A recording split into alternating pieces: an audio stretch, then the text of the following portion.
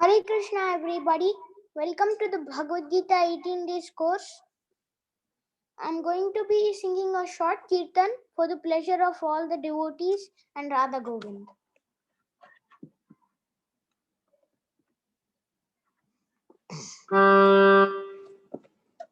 Radhe Jaya Jaya Madhava Daite. Radhe Jaya Jaya Madhava Daite. Gokula Taruni Mandala Mahite. Gokula Taruni Mandala Mahite. Dam Radhe Jaya Jaya Madhava Daite. Radhe Jaya Jaya Madhava Daite. Damodara Rati Vardhana Veshe. Damodara Rati Vardhana Veshe. Hari Nishkuta Vrinda Vipinishe.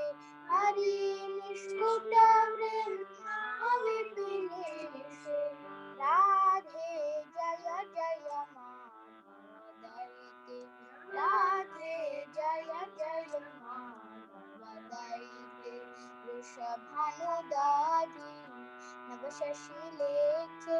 Vrishabhanudadi Navashashi Lekhe. Lalita Sakhi Guna Ramita Vishakhe.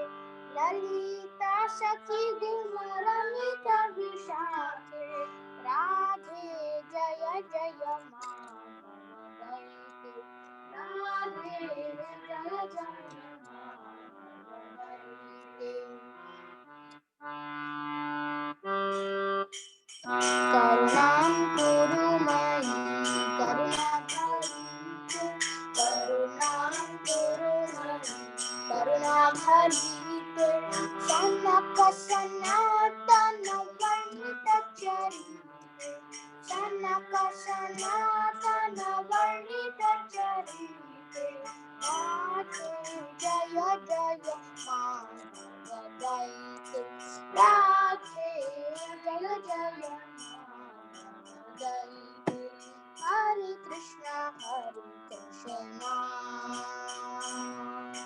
Hare Krishna Hare Krishna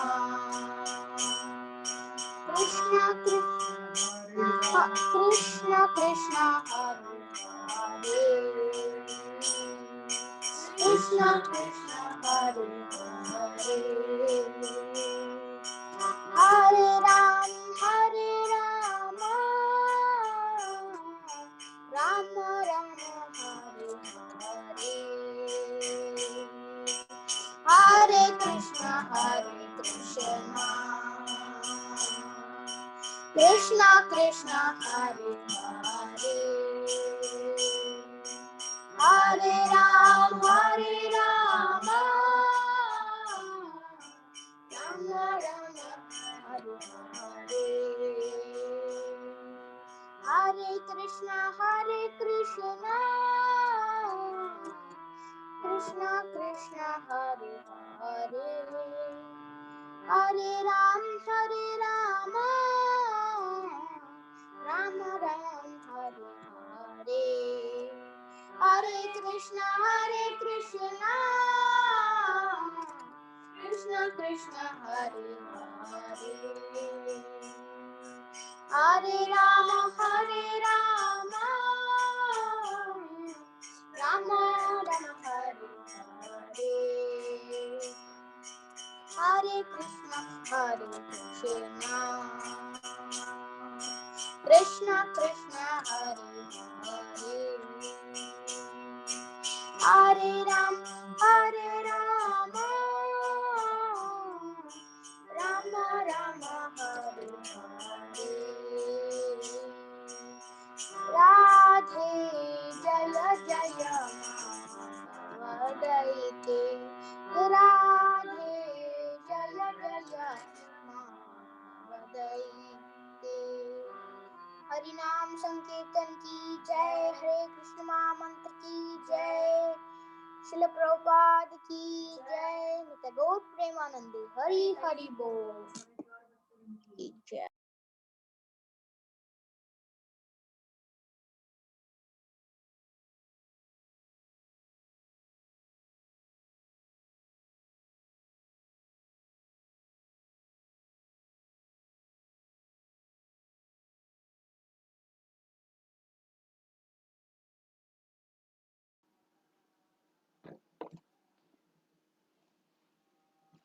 Hare Krishna, everyone. Hare Krishna, Prabhuji. Welcome to this session. Hare Krishna. Hare Krishna. Hare Krishna. Krishna Krishna Hare Hare. Hare Krishna. Okay, let me Hare Rama, Hare Rama. background. Okay. Whom do we have from our team today? Hare Krishna. Hare Krishna.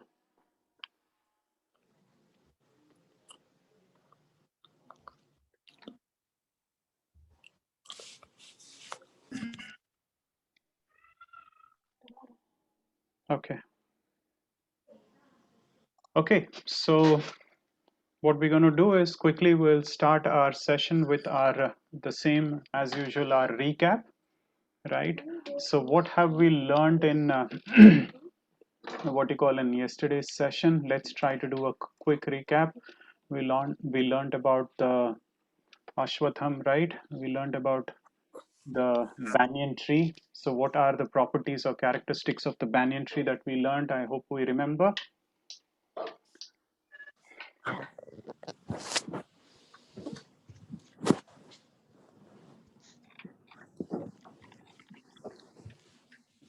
Does anyone want to talk about the banyan tree, what we learned, while I pull Transmigration from one body to another. Yes, we learned about what would happen to a person if the person does not detach. So the main weapon that we need to use is, we learned from the banyan tree, is that the more we have desires in our body, right, the extreme lust that, or the intense lust that we gain in our body or try for ourselves, is where we're going to start hopping from one branch to another. We're going to enjoy the fruits. We're going to get entangled with the three modes of material nature. That's what we try to learn. And the strong weapon that we need to, what you call, curb our desires, the so-called desires, is the weapon of Devotion and detachment. yes, perfect. Devotion and detachment. It's the strong thing is the detachment, which we need to detach ourselves. And once we are able to detach ourselves, let's say if we are still not able to detach ourselves, then what would happen to that particular person? That's what we learned yesterday as well.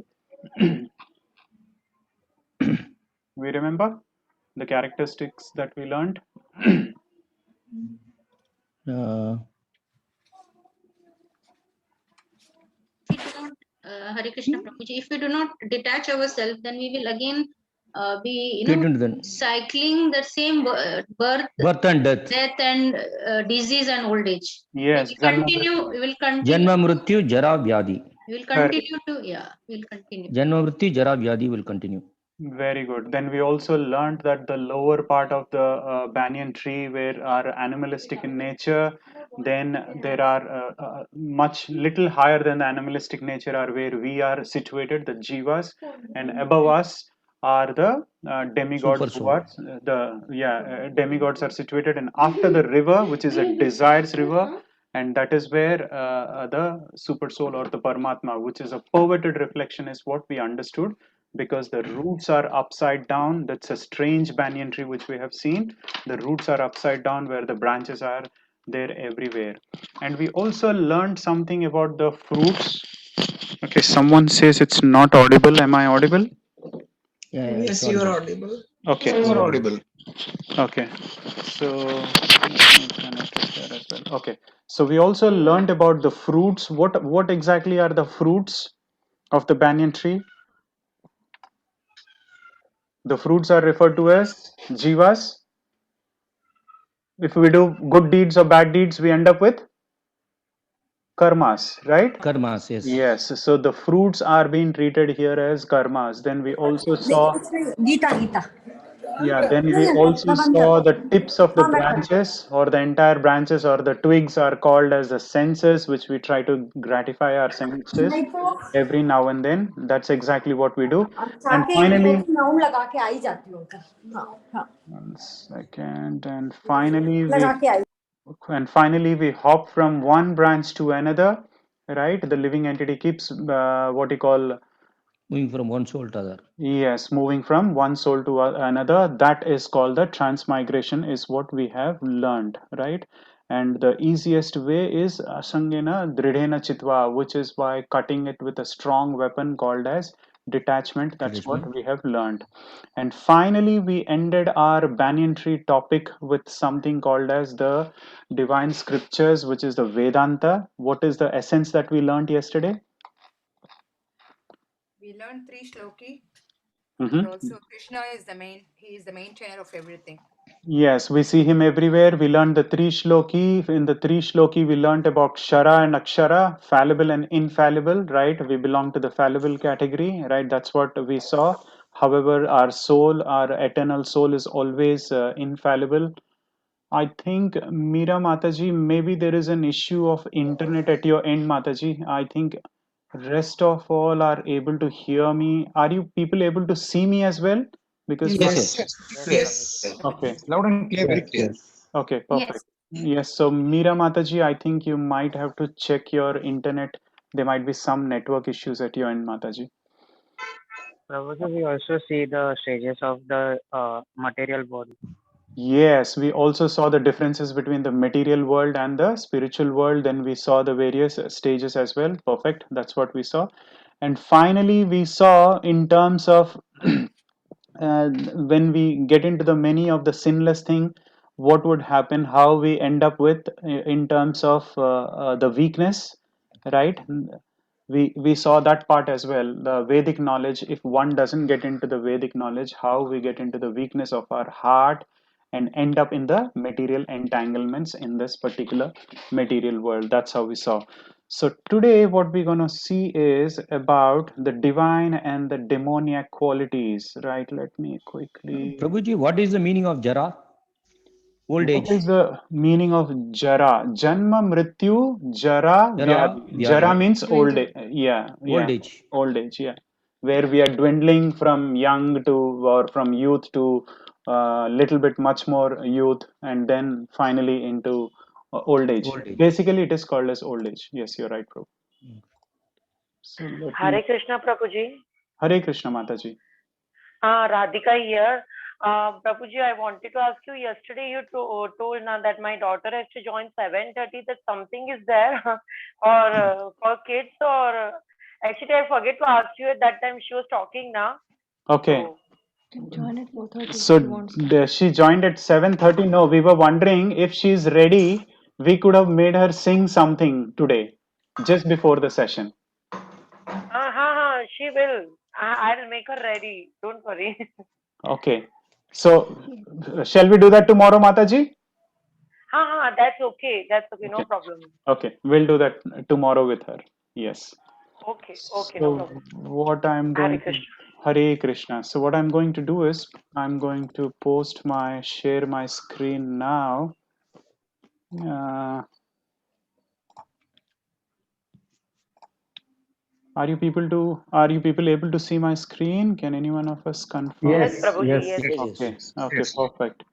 Let me quickly see, do we have anyone from our admin team?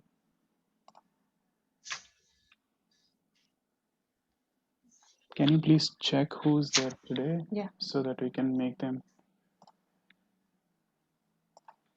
Just give me a moment quickly. We should have Akshata Mataji and Pradosh. Akshita and Pradosh. Both are not there. both are not there. That's okay. Okay. So then what we're going to do is, with your permission, I'll mute you all. Then we'll start with our sessions, Check right? Bhakti Mataji. Bhakti Mataji, is it? One second. She's on chat. No, No, she's not we here. don't have her. Okay. Okay. Yes, so we will get into the session today, in today's session, which is about Daivasura Sampada Vibhaga Yoga, which is divine and demoniac nature of the jivas. We will see what are the divine and the demoniac nature of the jivas. We will try to understand, we will try to relate ourselves from the divine and the demoniac qualities that we have. In fact, all of us will have glimpses or maybe much predominant the divine and demoniac qualities as well. We will see that, try to connect it here. But before that, before we start our session, we will offer our prayers to all our acharyas, right, and the Supreme Lord for his mercy, so that we will be able to take this association in next couple of hours and we try to learn something from here. So we'll start with our Guru Pranams.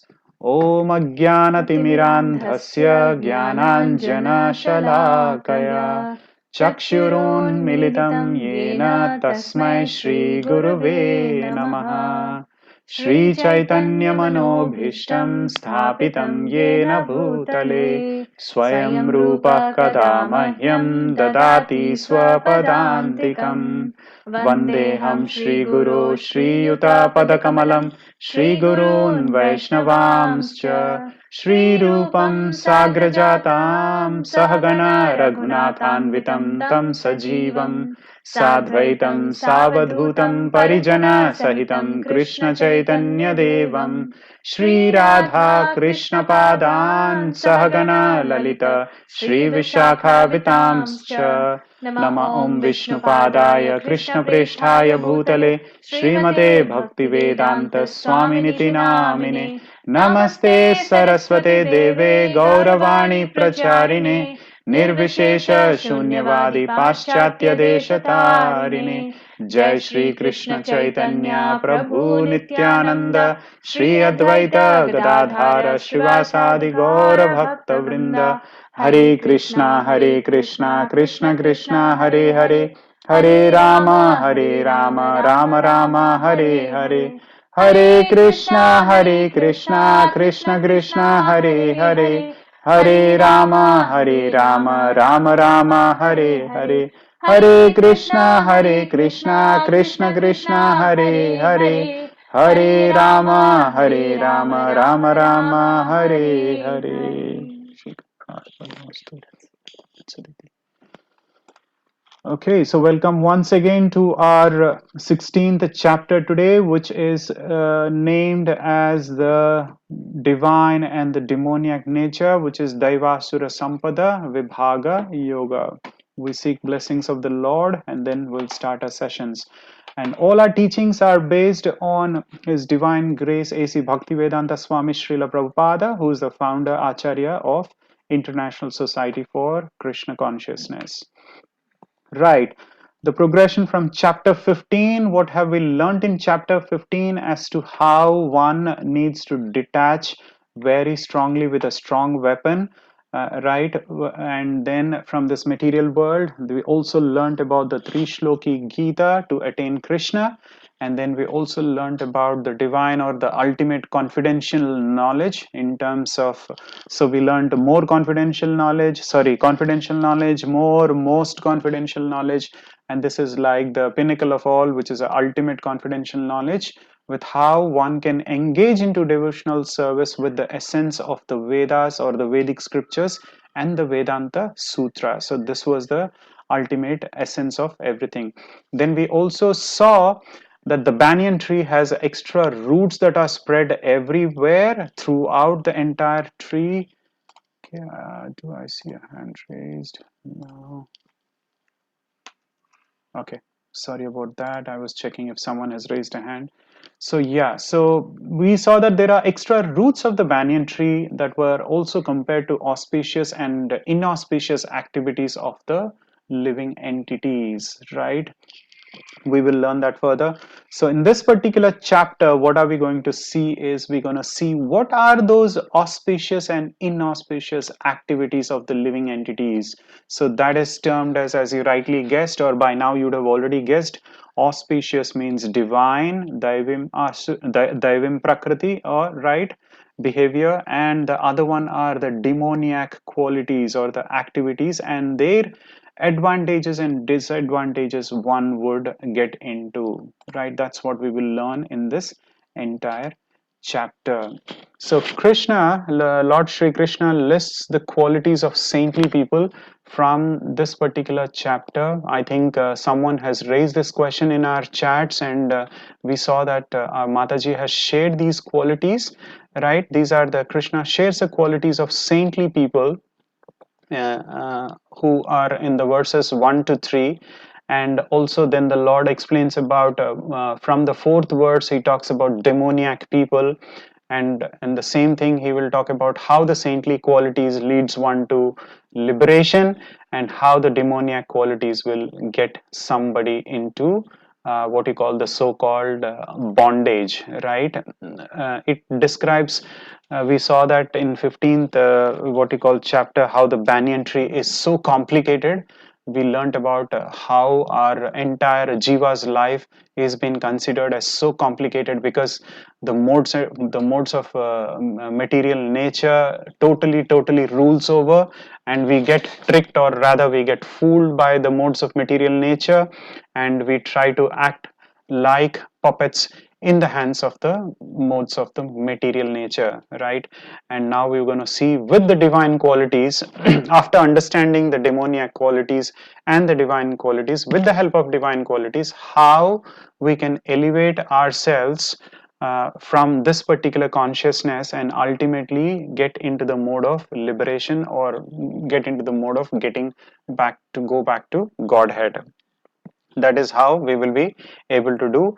And if there are any demoniac activities or quantities that are traces that are there within us, how we can elevate our consciousness and try to bring our demoniac qualities down, we will try to understand. So here the divine qualities are termed as a good fruits, and the demoniac qualities are termed as bad fruits. Okay, so how this particular chapter has been acronymed as dog, divine, or demoniac. That's the first section, the first 6 verses, and then we're going to see the opinions and the outlook of such demons. What is the opinion, what are their activities, what's their behavior, so on and so forth, the never-ending desires which they get into.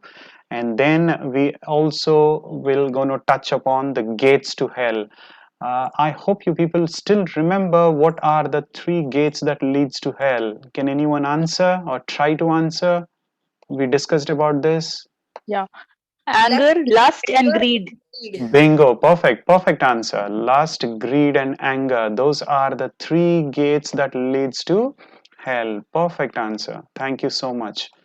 Okay, so we're going to see that again, revisit them, that how prominent they are and what it would cause havoc within us for the jiva, and how they will be hindrances in our path to reach devotional service or to get into devotional service as well. Right. So by now, if I ask a question in terms of what is the biggest differentiator between divine and demon, apart from one's behavior, I'm sure everyone would have guessed by now. It is adherence to Shastras. Now, what do I mean by adherence to Shastras?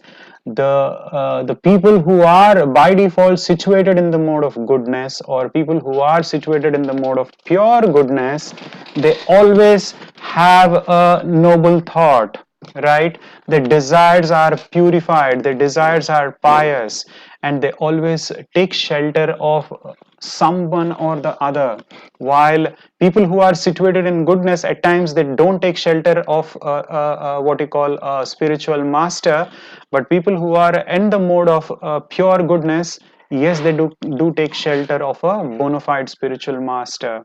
Why? Because they believe in that, they believe in that principle or the policy stating that yes, I'm a servant of the Lord, whatever I know is very minimalistic, or maybe I'm so dumb that I do not know anything in this material world.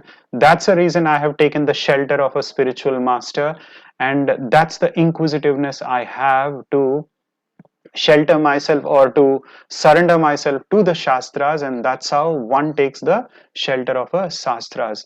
This way they will be able to get into, there are 26 almost godly or the divine qualities that are explained in the verses 1 to 3, which we will see just now. Yeah, these are the qualities which we have posted here. So, where Krishna clearly explains that these are the transcendental qualities, like of a devotee who is very well situated as a devotee, if we have to say. So, the qualities required for a devotee to progress in spiritual understanding, they belong to godly men endowed with divine nature. So, what Krishna is also trying to say in these verses is all these qualities are there in a godly people, right? What are they? Fearlessness, purification of one's existence, right? They know that they are not the body, rather they are the soul, and nothing, the mode of dualities does not affect them. What do we mean by mode of dualities? In terms of lust, greed, anger that comes, the material desires that comes to them, in terms of happiness, sad, all those things does not affect them because they are purified in terms of their one's own existence. Cultivation of spiritual knowledge, they regularly follow something called as the ABCD formula, right? And charity, what exactly is a charity? They ensure that they do almost charity. In the Shastras, it's clearly mentioned that 50% of the earnings directly goes in the form of a charity to a person who is responsible or who is capable enough. Now, what do I mean by that? The charity of a devotee again goes back to the devotee based on the time, place, circumstances, right? And they are truly situated in terms of self control, right? The performance of sacrifices. What do you mean by performance of sacrifices? Any lusty desires that they have, let's say the very, they have a very thought of in terms of anger, so they would want to sacrifice that, or they love something very intensely, something near or dear, which they feel that that's a very strong attachment, they would want to sacrifice that part as well. And devotee, they constantly get into the study of Vedas as well. I think ATMIN, no, we still don't have. Okay, they maintain a simple life. For them it is simple living, high thinking. They don't get into the context of something called as a non-violence. For the devotees there is nothing called as non-violence.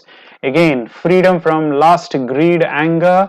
They have a compassion for all living entities. Pandita Samadarshina, we have already seen that, right? They lead a austere life, right? They do not get into something called as fault finding, nothing. They are very determination, they are very determined in terms of anything that they would want to do. When I say anything that they would want to do, when it comes to the lordships, they are very focused in terms of their devotional service, and they have freedom from envy and what you call their, they're also free from the passion of honor. They don't look for honor, so on and so forth.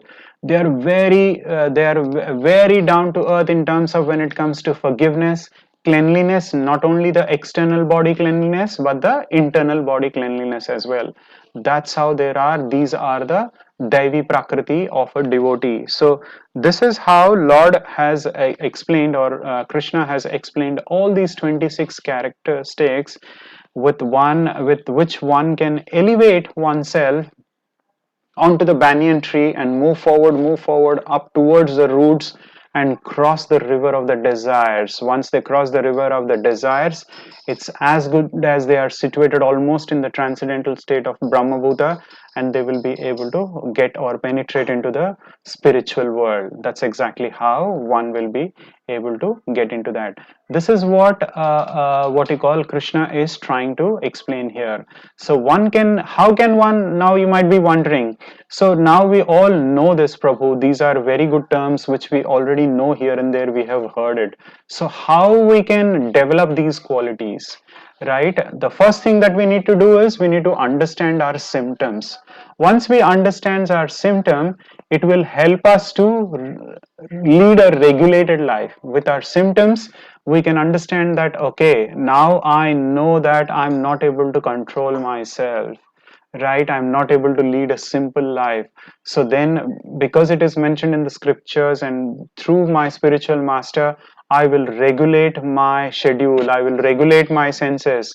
That's how one can develop these qualities by regularly practicing. The only way we can do is by practicing. That way we will be able to gradually rise to the slowly towards the higher platform, and then we will slowly rise to the higher platform.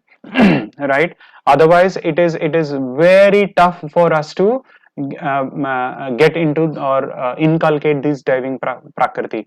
If we don't get into this, we will see in the fourth verse where we will see we will descend automatically rather than ascending or elevating ourselves. We descend automatically to the lower forms of life, which we all know, which are the animalistic species, which we do not even want to think of. Right, moving further, this is what we just discussed a while ago. By following the four pillars of dharma, we already know what are the four regulative principles, right? No intoxication, no gambling, no meat eating, no illicit sex. So what does it mean? They are the four pillars of dharma which we are following by in a simple way. What are they? Austerity. By not getting into something called as intoxication, we are trying to lead ourselves in terms of a austere life, right? Cleanliness, right? No illicit connections or relations we have. No gambling. That's what we are getting into the mode of complete truthfulness here, because we don't want to deceive, we don't want to cheat, nothing we want to do. Compassion we are showing towards anyone and everyone, not only just to jivas but to every jiva that is there on the material nature. That's what we are trying to follow, something called as the four pillars of the dharma. That way we will be able to get into what you call elevate ourselves towards the divine qualities. Now, let's try to understand what Krishna is trying to explain from the fourth verse as to what are the six demoniac qualities that are treated as a royal road to hell. What exactly are they? Dambho darpo abhimanascha krodha paurusham eva cha ajnanam cha bhijatasya partha sampadam asurim. Right? Clearly he's explaining here. Dambho, pride, arrogance, conceit, anger, harshness, and ignorance. These qualities belong to those of demoniac nature, O son of Pritha. Right? You can see from the picture here, all the qualities showcases. The picture itself talks for itself. I don't think we have to, what you call, talk about these things way further, right? So we need to get into the mode of forgiveness, fortitude, right? Cleanliness, freedom from enemy, right? Freedom from false pride, right? Here we see something called as out of the six demoniac qualities, we see arrogance, conceit, anger, harshness, and ignorance. All those things are the demoniac qualities which the Lord is explaining. It is very simple. We learnt about the varnashrama. What does varnashrama means? Varna and ashrama, right? There are four varnas which we all know, which is the Brahmana, Kshatriya, Vaishya, and the Shudras. Every one of these varnas has to follow something called as cleanliness, freedom from passion and honor, and so on and so forth. And because we are from the four varnas, but right now in the age of Kali Yuga, as we already concluded, that all of us, no matter what our birth is, we still belong to the category called as Shudras, right? We are all Kalau Shudras. So we in our ashrama, in the Varnashrama which we are doing, practicing right now, or we are situated right now, we have to get into the mode of fearlessness. Fearlessness will only come into picture when we lead a austere life, when we are truthful to us, truthful to ourselves, and truthful to everyone, right? So lead a austere life. Yesterday one of our Mataji was asking how to lead a austere life. By detaching ourselves from the material desires that we have. That is the most important thing. Then self-control, sacrifice, right? These are the things that we need to work on. And how do we get into what we call in the varnashrama? If we have to consider something called as brahmachari, being in grahastha also, still we can consider brahmachari. How? By practicing scriptures, by leading a austere life, by being cleanliness inside and outside. That's how we can purify our existence, by cultivating this transcendental knowledge. That's what the Lord is trying to explain here. So he has explained here in terms of how each and every quality, these are like ignorance, which is ajnana; pride, that is dambha; darpa is arrogance; conceit, abhimana; anger is krodha; harshness, paurusham. All these qualities belong to those demoniac nature, O son of Pritha, and they are referred as grossly inauspicious. The divine qualities were just now treated as auspicious, and these are called as inauspicious. And that's why these qualities are also called as, when we read Srila Prabhupada, what he call his purport, we will see they are termed with a word called as abhijatasya. Now, what does it mean, abhijatasya? It means these qualities, if we see these qualities within us, it means these qualities were there right from the womb. When we were there in the womb of a mother, these qualities existed during that time. From the beginning of our bodies were created. That is why the term is called as abhijatasya. It's written in the scriptures. So as we grow, right from the time we are born, and as we grow, these manifest itself automatically. It manifests itself. Remember, we spoke about the term called as bijam kutam papam, right? From the bijam, from the seed, it grows, and that's exactly how it finally grows. So these qualities exist. If these are any of one of them are also still there within us, it means they still existed, right? These qualities existed within us. So with this, what would happen is one would speak very harshly. One would, they will not even care for anybody, right? For any point of time, we will get angry because the anger is there within us, the arrogance is there within us, the pride is there within us. Because of proud that is being possessing within us, what would happen? No matter what, how much ever education and wealth we have, still the more we have wealth and the more we have education, it will lead much more to arrogance as well, because we don't care at all, right? And our desire to worship the Lord will automatically diminish, and that's exactly how one would turn into atheist. That's clearly explained, because we will do anything and everything whimsically based on one's desire, and that's how we get into the bondage of material world. That's what is clearly to be understood from these 6 demoniac qualities. Right, moving further, in this particular picture, we can understand who is a demon, and rather who is what you call a person who's situated in divine qualities. If we see here, somebody would want to try to help other, looking at the compassion. Here we can see they don't care for anything. They don't care for their self. They don't care for the society, for the country, or nothing as such. That's exactly how these people are, who are situated in the mode of demoniac nature. Now, all of a sudden, after listening to these 4 verses, Arjuna wakes up and he says, Arjuna doubts, is my desire to be in this war due to demoniac temperament? All of a sudden, he starts thinking, oh, am I in this war because of this? He starts thinking. Then Krishna encourages Arjuna, stating that, no, you are born of a saintly qualities, and you fighting for this particular cause in this war is not demoniac, rather it is required. That is what he talks about here in this particular verse. Because why he says that? Because he has to perform his regulative, whatever his prescribed duties, that is his swadharma. What is his swadharma? Because he is a kshatriya, he has to take care of his kingdom, he has to take care of the people who are miscreants. They have to some way or the other get into the act of punishing them. Okay, moving forward.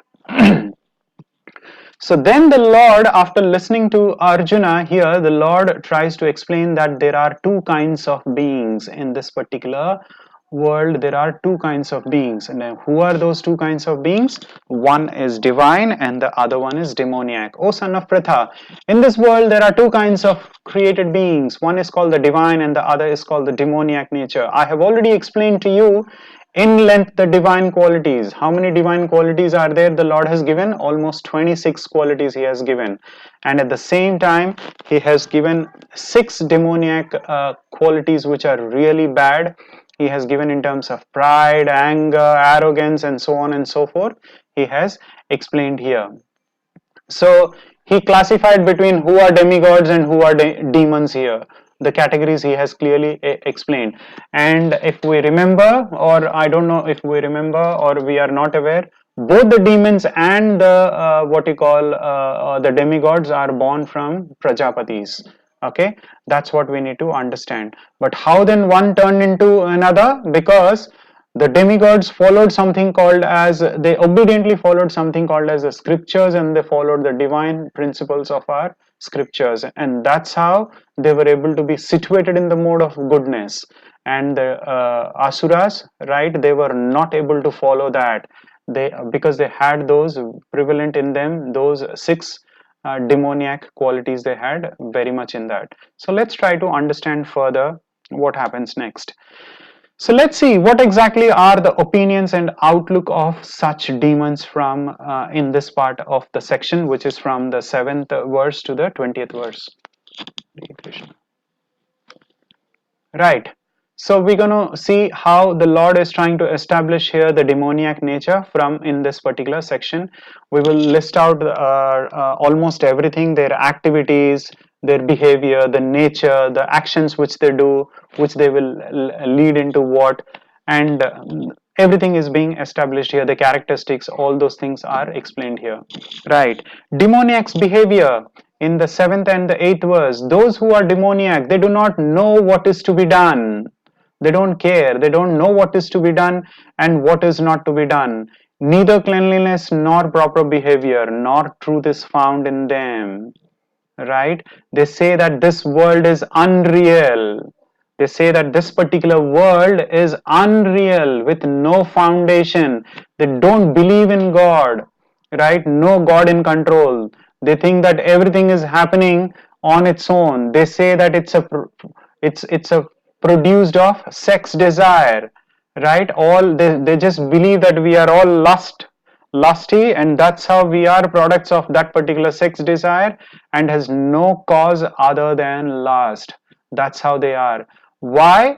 Because first of all, their habits are what? Unclean, right? They're totally, they don't maintain something called as cleanliness. They're very pride and arrogant people.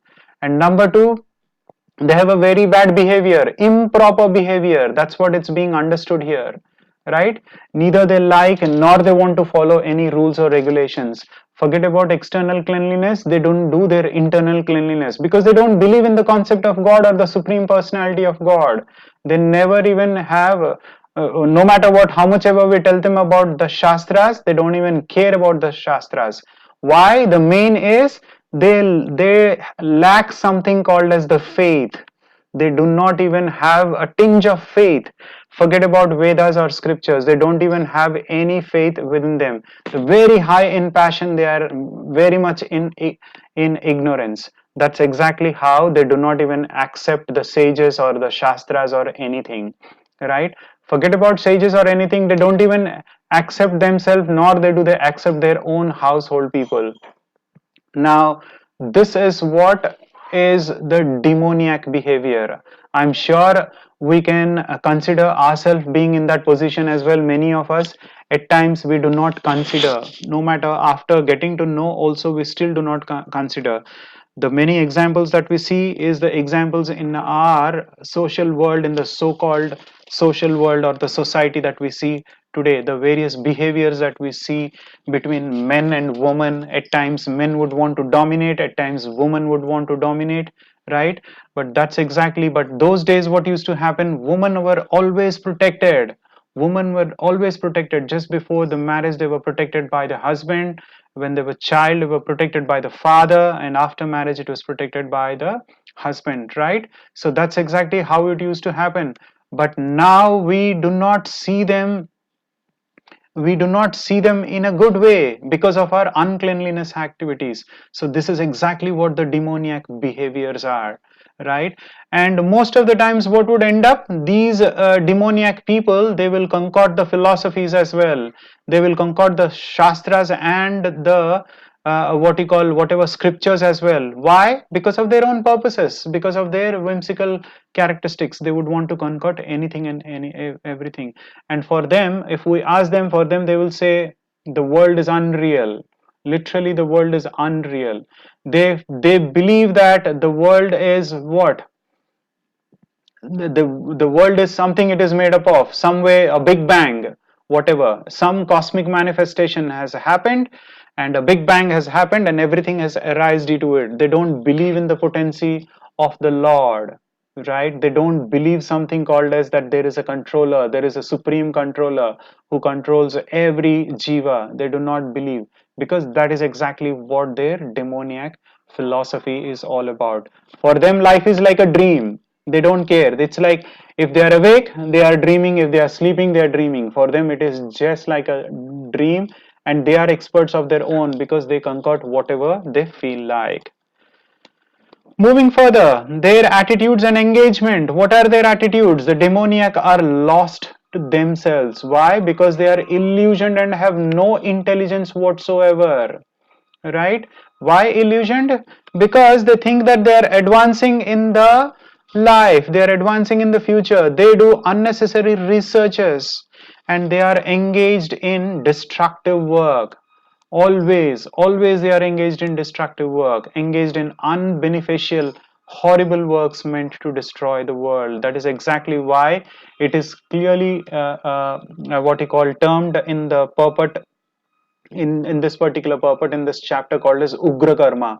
What is ugra karma? Which are really destructive, which are like painful, which are like horrible acts they get into. And for them, that is their sense gratification. They engage in these such materialistic investments, and for them the result of such activities are what? They want to get into something called as violence, cruelty to people, cruelty to animals, and anything and everything they belong to, right? The classic example is animal killing, slaughterhouses, and everywhere we are advancing in nuclear weapons and so on and so forth. That is what the demoniac attitudes and engagements are, completely meant as nonsense. That's what nonsensical activities is, what is termed in our shastras. Moving further, the demoniac activities, what else they do? They're taking shelter of insatiable lust. For them, they are always lusty. Why? Why always lusty? For them, it's always intense greed and desire, and are observed in the conceit of pride and false prestige. The demoniac, thus illusioned, are always sworn to unclean work, attracted by the impermanent. They get into many engagements. What are the many engagements they get into? It's called as one is called as Saucham. Saucham means cleanliness. These people get into something called as Asuchi. Asuchi Vrata. What does that mean? Unclean habits they get into, right? They get into what you call sex enjoyment, right? They get into many things, like in terms of material desires, where they just want to accumulate wealth, as much wealth they can accumulate. This is what their perception of life is all about. That's the reason that it's termed here in this particular verse, where we can understand it's called as asuchi. Asuchi means all unclean habits. For them, it's all wine, woman, gambling, meat eating, you name it, it's there. That is how people get into such. They go on increasing their insatiable, lusty desires, right? Because why? Because they do not have any knowledge of what is the shastras, and that's why they are heading towards the path of wrongdoings. No matter how much ever we tell them, they do not want to deviate the path, and they are always in the mode of anxiety, always in the mode of anxiety, because of these unclean activities. And for them, all these activities which they do, they feel that they are the permanent activities, but for them All these are the non-permanent things, and they accept all these non-permanent things as well, right? Practically for them, any and every means is like an artificial means of living, because they are living in a so-called bubble in this particular material world, right? This is again what you call their never-ending desires, right? From the 11th verse and the 12th verse, they believe that to gratify the senses is a prime necessity of human civilization. Thus until the end of their life, their anxiety is immeasurable. One thing, it's like what the vicious wheel cycle they have. That is exactly what their attitudes and engagements are. They just want to secure money. How? Be it legal, be it illegal. But for demoniac guys, it's never legal. For them, it is always illegal means of sense gratification, right? They feel that they can do anything. Why they feel that they can do anything? Because of their ignorance and arrogance, and they do not even have a tinge of faith in the scriptures. They Thank you, Golu. Sorry about that. Right, they are unaware of the super soul or the supreme master at all. Right, their plans of life, they feel that they're never going to die. As Srila Prabhupada has mentioned in one of the purports here, that there was one doctor in Calcutta where there was one person in Calcutta who asked the doctor by saying, I'm going to pay you as much as you can. Can you increase my life? I would want to survive for some more days, right? For 4 more years, right? Because I have an activity to perform. The doctor said, are you crazy? We can't do that. So this is what they end up into. Then the doctor clearly said that I can't even increase for 4 hours. Forget about 4 days or 4 weeks or 4 years. That is how these people get into something called as Ugra Karma. And they end up in what? Always anxiety, anxiety, anxiety. Yeah, this is again continuation. The demoniac person thinks, so much wealth do I have today, and I will gain more according to my schemes. So much is mine now, and it will increase in the future more and more. He is my enemy, and I have killed him. And my other enemies will also be killed, right? And I'm the lord of everything. I'm the enjoyer. I'm perfect, powerful, and happy. I'm the richest man surrounded by aristocratic relatives. There is none so powerful and happy as I am. I shall perform sacrifices, penances, whatever you call it. I shall give some charity, and thus I shall rejoice. In this way, such persons are deluded by ignorance. I hope you are able to make out who's there in this particular picture. Hiranyakashipu, right? While he had everything in his life, he wanted to rule the entire worlds, right? He wanted to rule the material world as well as the spiritual world. For him, nothing mattered, right? For him, nothing, truly nothing mattered. Because why? He felt that number one, he's the controller of everything, and he's the controller and he's the enjoyer. That's how he felt. And he felt number two was that he's the most powerful person on earth, not only on earth, in all the worlds, in the entire universe, and he is the perfect person. And he also felt that his enemies are defeated, and he can kill and defeat anyone and everyone. That's how exactly his brain was made up of, or his intelligence was literally deluded. That's what we can say. Deluded by what? Deluded by ignorance, ignorance, ignorance. And he did very, very severe penances and austerities just to get a boon, so that he can become immortal. And rest, we know what the story is all about.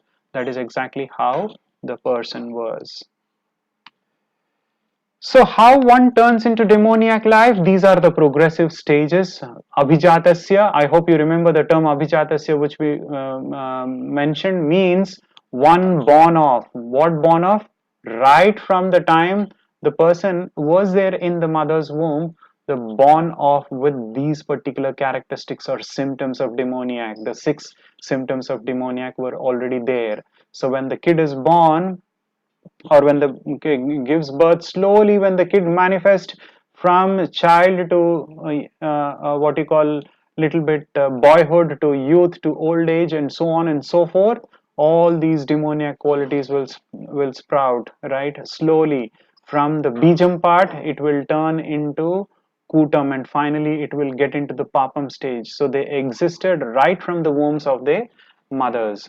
So these qualities or philosophy breeds. So what would happen? These demoniac qualities will breed demoniac mentality, and this demoniac mentality will lead to demoniac activities, and this demoniac activities will lead to the demoniac results. That's what one, if one turns into this demoniac life, that's what we can get into. So you might be wondering, how does this help us in our real life? So, and we know that this particular Bhagavad Gita was spoken some ages back, some thousand, from some 5,000 years back. And how is that? How can we relate this to our modern world in our so-called age of Kali Yuga? Because we still have those demons within us. Each one of us have those demons within us. What are those demons? Pride, arrogance, lust, greed, and anger, right? It's there within us. It's not only you, it's there within me, it's there within each one of us, and we have to curb them. And it is like in this particular verses in this chapter, it is mentioned as mohajala. What is mohajala? A network of illusion. Why? Because we are perplexed with the various anxieties that we have in our life, and we are bound or entangled in the network of this particular illusion. And that's exactly how we are very, very, very strongly attached to sense enjoyment. No matter whatever we see, we are strongly attached to sense enjoyment, and that is our prime fall down. That is our very cause, and the prime fall down is our strong attachment to sense enjoyment. We cannot, no matter how much ever we are trying, we will not be able to. So the only weapon that is required is to detach, right? Minimize our sense gratification. That's what is what the Shastras are talking about. Now, how would that happen? Slowly, by practicing. How can we practice? By getting into the mode of ABCD. ABCD, association, by getting into proper chanting. B, by reading the books, which you people all are doing by going through these Shastras, right? And then C, by getting into chanting, right? Cleanliness, chanting, and so on and so forth. And D is where we are following the devotional service, doing deity worship, and so on and so forth. And finally, there is another fifth one as well, where we at least once in a year, whenever we get a time, visit the dham. Visit the dham, not to take a dip in the Ganges, but rather to listen from a self-realized soul and try to learn the scriptures from the self-realized soul. Sit with them, right? Learning the scriptures by visiting a dham and learning the scriptures from a self-realized one, or listening to a Krishna katha, is like 10 times or 50 times as auspicious than taking one dip in the Ganges. So it is equivalent to that. That's what we can learn from, right? So what more are the activities and consequences that would end up? The 19th and the 20th verse explains here. Those who are envious and mischievous, who are the lowest among the men or the species in demoniac nature, that's how I perpetually cast into the ocean of material existence, into various demoniac species of life. What I would do, O Arjuna, I push them in such a way that they get entangled again and again. I perpetually cast them into the animalistic mode, so that they never come out of the animalistic mode, no matter how much ever they try to do. And that is how many what you call people are entangled today. They continue to be envious. The more one continue to be envious, the more we are getting into the lowest mode of the animalistic species, and that is how our fate is also determined over here. So attaining repeated birth amongst the species of demoniac life, O son of Kunti, such persons can never approach me, because they are like completely with the mode of illusion, because the mode of ignorance, completely they are shut with because of ignorance, and because they are literally illusioned with all those things like attachment, pride, false prestige, right? Anger, arrogance, ignorance, envy, lust, greed, and all those things, they are attacked, right?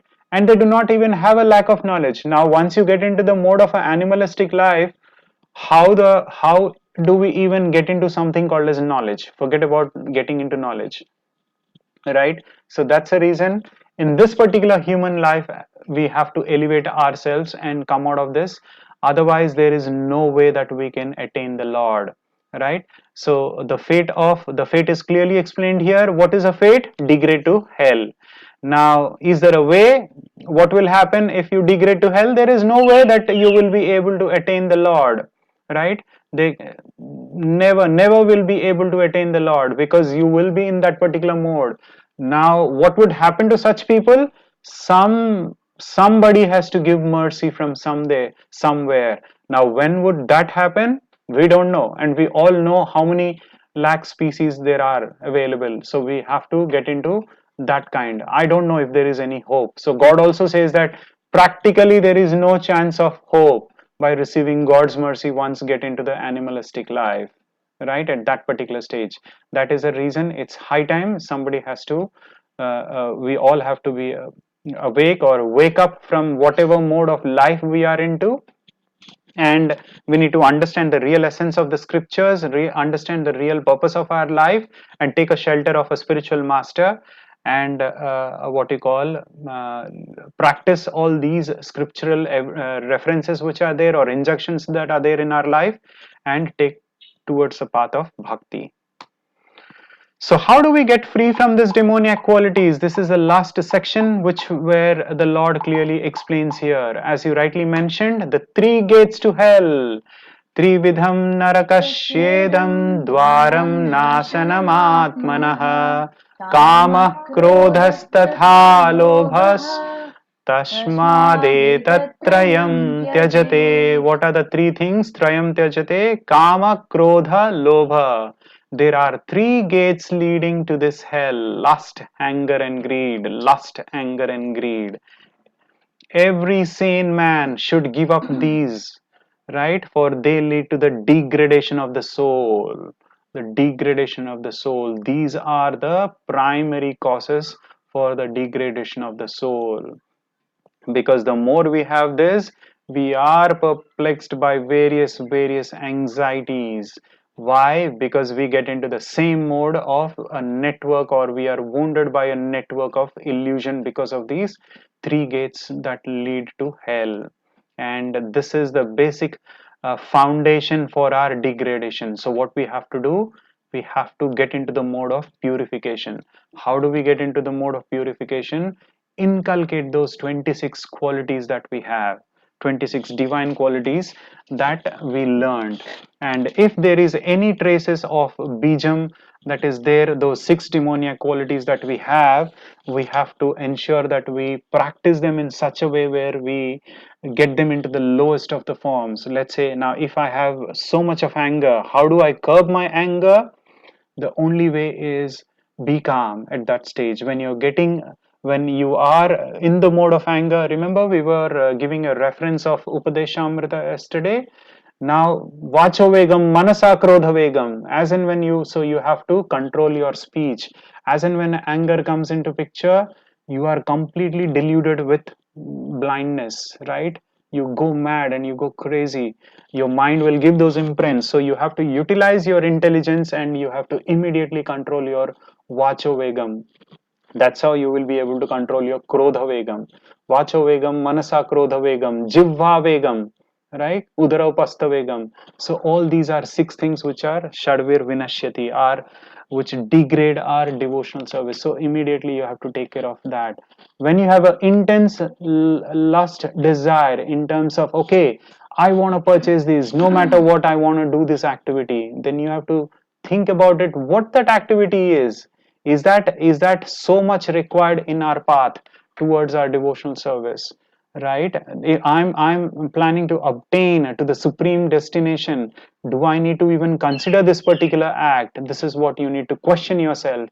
If you're unable to question yourself, take the shelter of the master. Take the shelter of the master and tell, and you have to at times what you call be honest to yourself, and you have to disclose such thoughts to your master. So your spiritual master will be able to guide you to the right path as to how you will be able to curb. Otherwise these are like the 3 gates to hell which you will not be able to give up. right? Why you have to give up? Because they are the three things which are degradation to soul, right? They are the extreme dangers. What are the extreme dangers? Because of these lust, greed and anger, they can get to an extent where it will kill our self identity. Now there will not be any more self identity of our soul. Anything and everything that we're going to do, because of this material entanglement, we will always think about our bodily desires, right? Bodily desires. And that's how it will degrade our soul. Now, how is there a way to escape from this? As we said, the more we try to give these particular qualities or these bad demoniac things like lust, greed and anger, the sooner we will be able to purify ourselves, right? Then once we give them up, that is where we will be able to get into the mode of faith, and that is where we will be able to follow the rules of our scriptures, and that's how we will be able to regulate our policies and schedules and gradually rise to the spiritual realization. Otherwise we will not be able to get situated at all in the mode of Krishna conscious at all, right? The best way in this Varnashrama Dharma, whatever we are doing is follow our prescribed duties. As and when we see these traces of lust, greed and anger, please think that they are the degradation to soul. They are the dangers of our degradation to soul, and that's how we can what you call curb ourselves. How do we curb ourselves? By controlling those 6 demoniac qualities. Because whenever we have this lust, greed and anger, it will relate immediately to those 6 demoniac qualities that are there. And all these things are definitely there in each one of us. We cannot say that I'm not lusty, I'm not anger, or I'm not greed. Right, moving on further, the escape from the 3 gates to hell, which we just discussed. How can we get into Param Gatim? The only way is the man who has escaped these 3 gates of hell, O son of Kunti, performs acts conducive to self realization. So you have to think, what is the purpose of my life? What am I doing here? Why am I born in this particular material world? What is the purpose of my life? That way you will be able to understand everything, and you will self-realize yourself and gradually attain to the supreme destination. That's what Lord is trying to explain here in this particular verse. Because the Shastras will give the direction to all, right? Shastram Vidhi. So you have to follow the Shastras, because the Shastras will give you all the injunctions or the so-called aphorism. Aphorism means sutras, which we will be able to apply this knowledge, right? It is not applying this, not just theatrical that we are reading today. We have to do the not only sambandha, we have to get into the mode of abhideya and prayojana as well. What does it mean? Apart from the theory that we are learning, we have to apply them. Otherwise, we are also treated as the lowest of the mankind if we are not applying. Why? After knowing the tattva of our Supreme Personality of God, after understanding, having a proper knowledge of the Supreme Personality of God and what is our essence in our life, if we are not able to engage ourselves and try to serve the Lord and curb these lust, greed, and anger and attain Param Gatim, then it is as good as we are being degrading ourselves to the lowest of the mankind and degrading ourselves to the lowest of the birth. So one who violates all these things will definitely degrade, is what is being literally condemned by the Supreme Personality of Godhead. Then what is a way out? Just now we learned the scriptures as the way out, which is a key to liberation. Ya shastra vidhim utsarja vartate kamakaratah na sa saddhim avapnoti na sukham na param gatim. He who discards scriptural injunctions, again the Lord is very firm. He who discards scriptural injunctions and acts according to his own whims attains neither perfection nor happiness nor the supreme destination. It's clearly written. But never forget, yesterday someone asking a question, what would happen to the person if somebody follows some other scriptures, right? If somebody is not following the scriptures which is there in Bhagavad Gita or in Bhagavatam or anything as such, the Upanishads or the 18 Puranas and so on and so forth, what would happen to such people or other religions? What would happen? The Lord has clearly mentioned, at the end of the day, anyone and everyone has to come to the mode of Sanatana Dharma, right? They have to understand me. No, there is no other way. They have to get into the mode of the yoga ladders. They have to get into the yoga ladders. You take whatever ladder you would want to. The best ideal, I have already disclosed this to you, to Arjuna and to everyone. That is the only way out, is the bhakti path. No, you want to do research, you want to go to Mars, you want to go to any other planet, and finally, no matter what, you will be in this particular material mode, entangle yourself if you're not following the Shastras, right? And then finally you will come back to me with the help of Lord's mercy or a devotee's mercy after those 84 lakh species, or you will still be entangled in those 84 lakh species. That's what the Lord has given clear direction of the Shastras in these two verses here, clearly scriptures, right? Tasmak Shastram Paramam Te Karya Vyavasthitau Jnatva Shastra Vidhoinoktim Karma Kartum Iharasi. One should therefore, right? He's concluding here. One should therefore understand what is duty and what is not the duty. By how? By the regulations of the scriptures, and knowing such rules and regulations, one should act so that he may gradually be elevated. So Lord is clearly declaring here, this is the necessity for us to follow the Shastras, and this is the highest perfection in our life. What is the highest perfection in our life? The Vedic aphorisms, right? The Vedic sutras, the Vedic injunction, the scriptures, the rules and regulations that are mentioned in the Shastras. No matter what, how much ever we do research, finally we have to get into it. Remember, we spoke about Sarvasya Chaham Hridi Sannivishto Matasmritir Jnanam Apohanam Cha, right? Vedescha Sarver Ahameva Vedya. Vedanta Krit Veda Videva Chaham, right? Finally, I am the forgetfulness, I'm going to give the remembrance, and I'm going to give the memory and everything. So, no matter whatever we do, the only simplest way to achieve the highest perfection is very easy. How do we achieve the highest perfection in this particular lifetime? Is simply by accepting our what you call Gaudiya Sampradaya. It's clearly has given in the Gaudiya Madhya Sampradaya, Brahma Madhya Gaudiya Sampradaya. It's in this particular age of Kali Yuga, the only thing that we can get through or detach ourselves is through chanting. Chanting. Lord recommended, simply chant Hare Krishna, Krishna Krishna, Hare Hare, Hare Rama, Rama Rama, Hare Hare. And he clearly mentioned, engage yourself with the devotees, because he loves the devotees, right? He loves the devotees. And remember, we were talking about the devotees are like a backdoor entry for us directly to get connected to the Lord, right? And that's exactly why we have to be very careful when we are dealing with our devotees, right? Krishna Prasadam, that's one way where we can purify ourselves. And we have seen many what you call benefits of devotional service. What are the benefits of devotional service?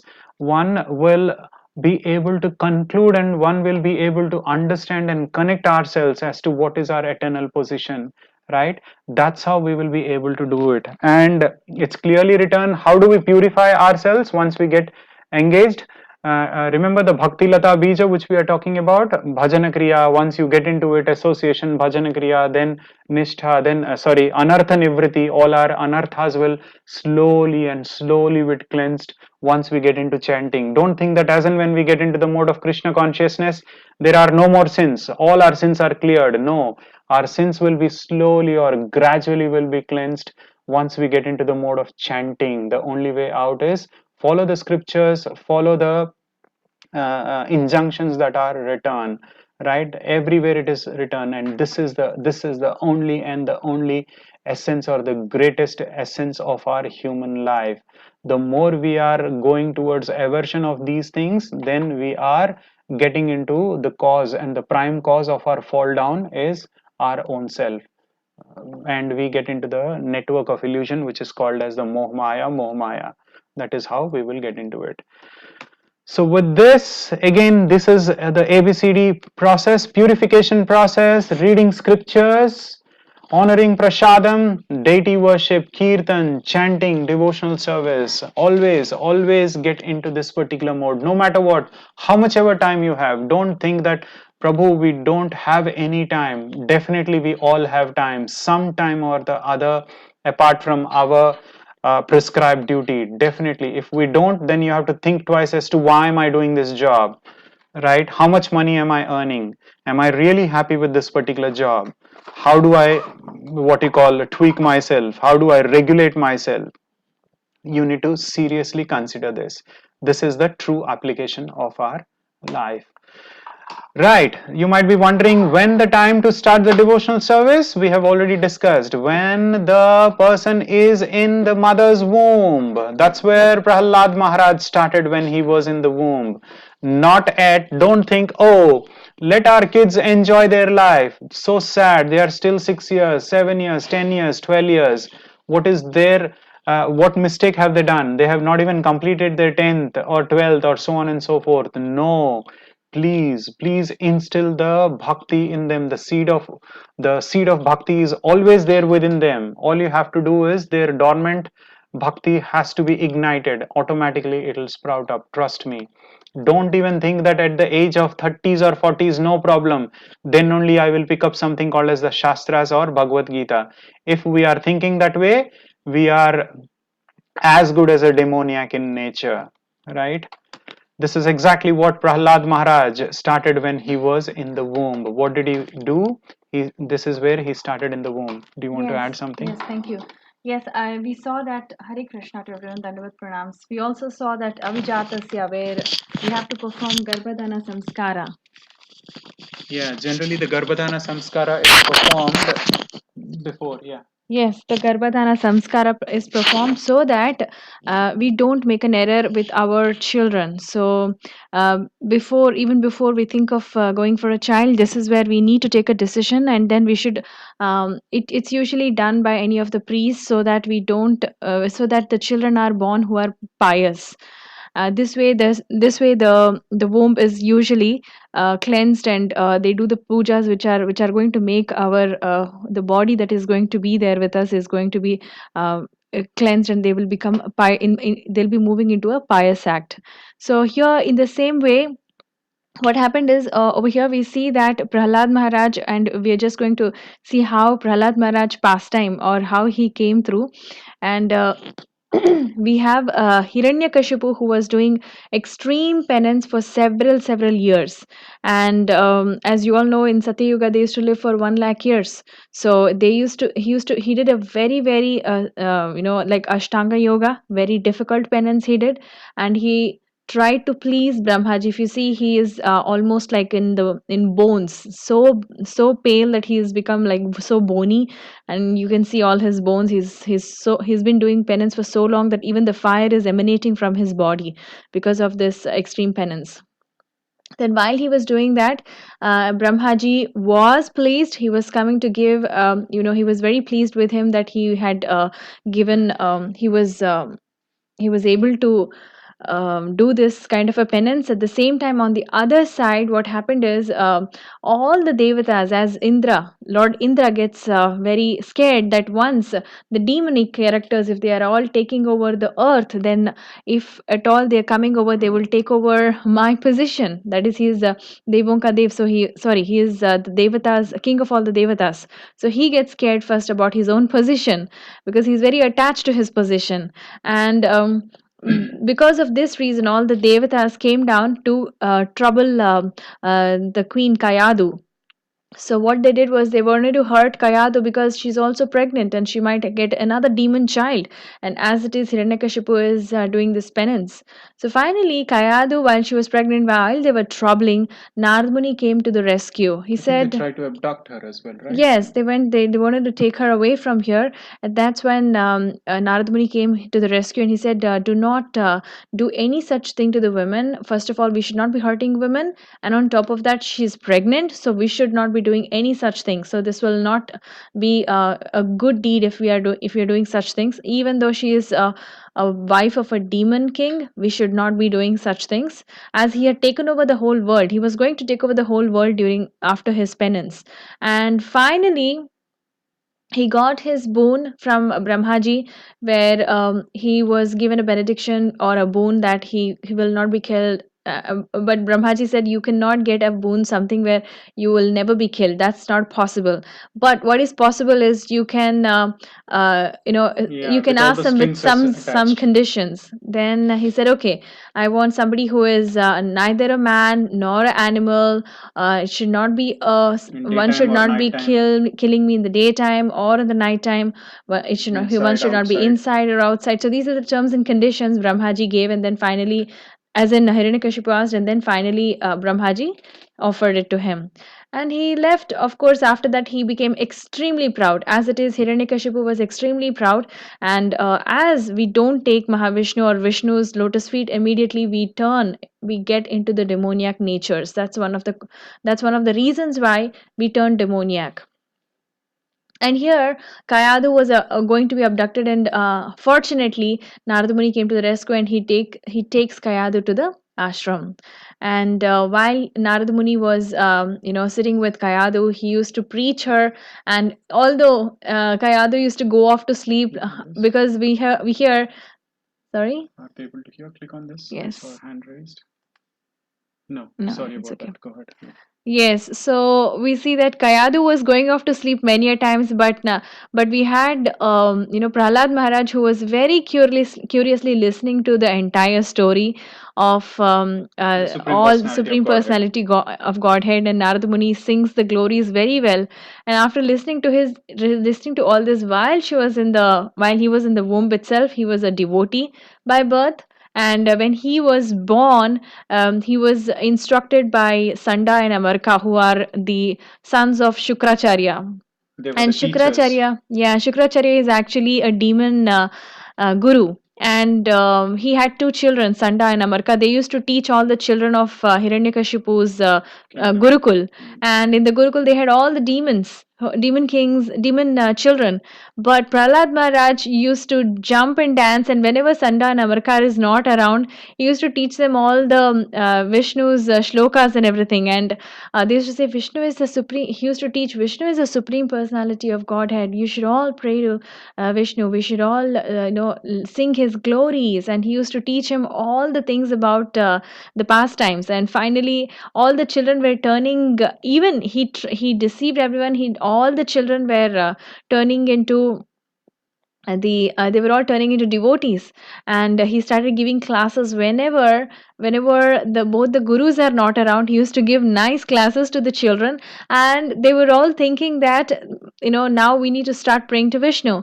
And finally, while he was doing this, we had Sanda and Amarka, who were very scared of what was going on, and they gave this information to the demon king Hiranyakashipu. And one day Hiranyakashipu called, and he asked, so he came and asked that, what did you learn? What was the best that you learned? So he told about the Smaranam Vishnu. Do you remember the shloka Smaranam Vishnu? Yeah.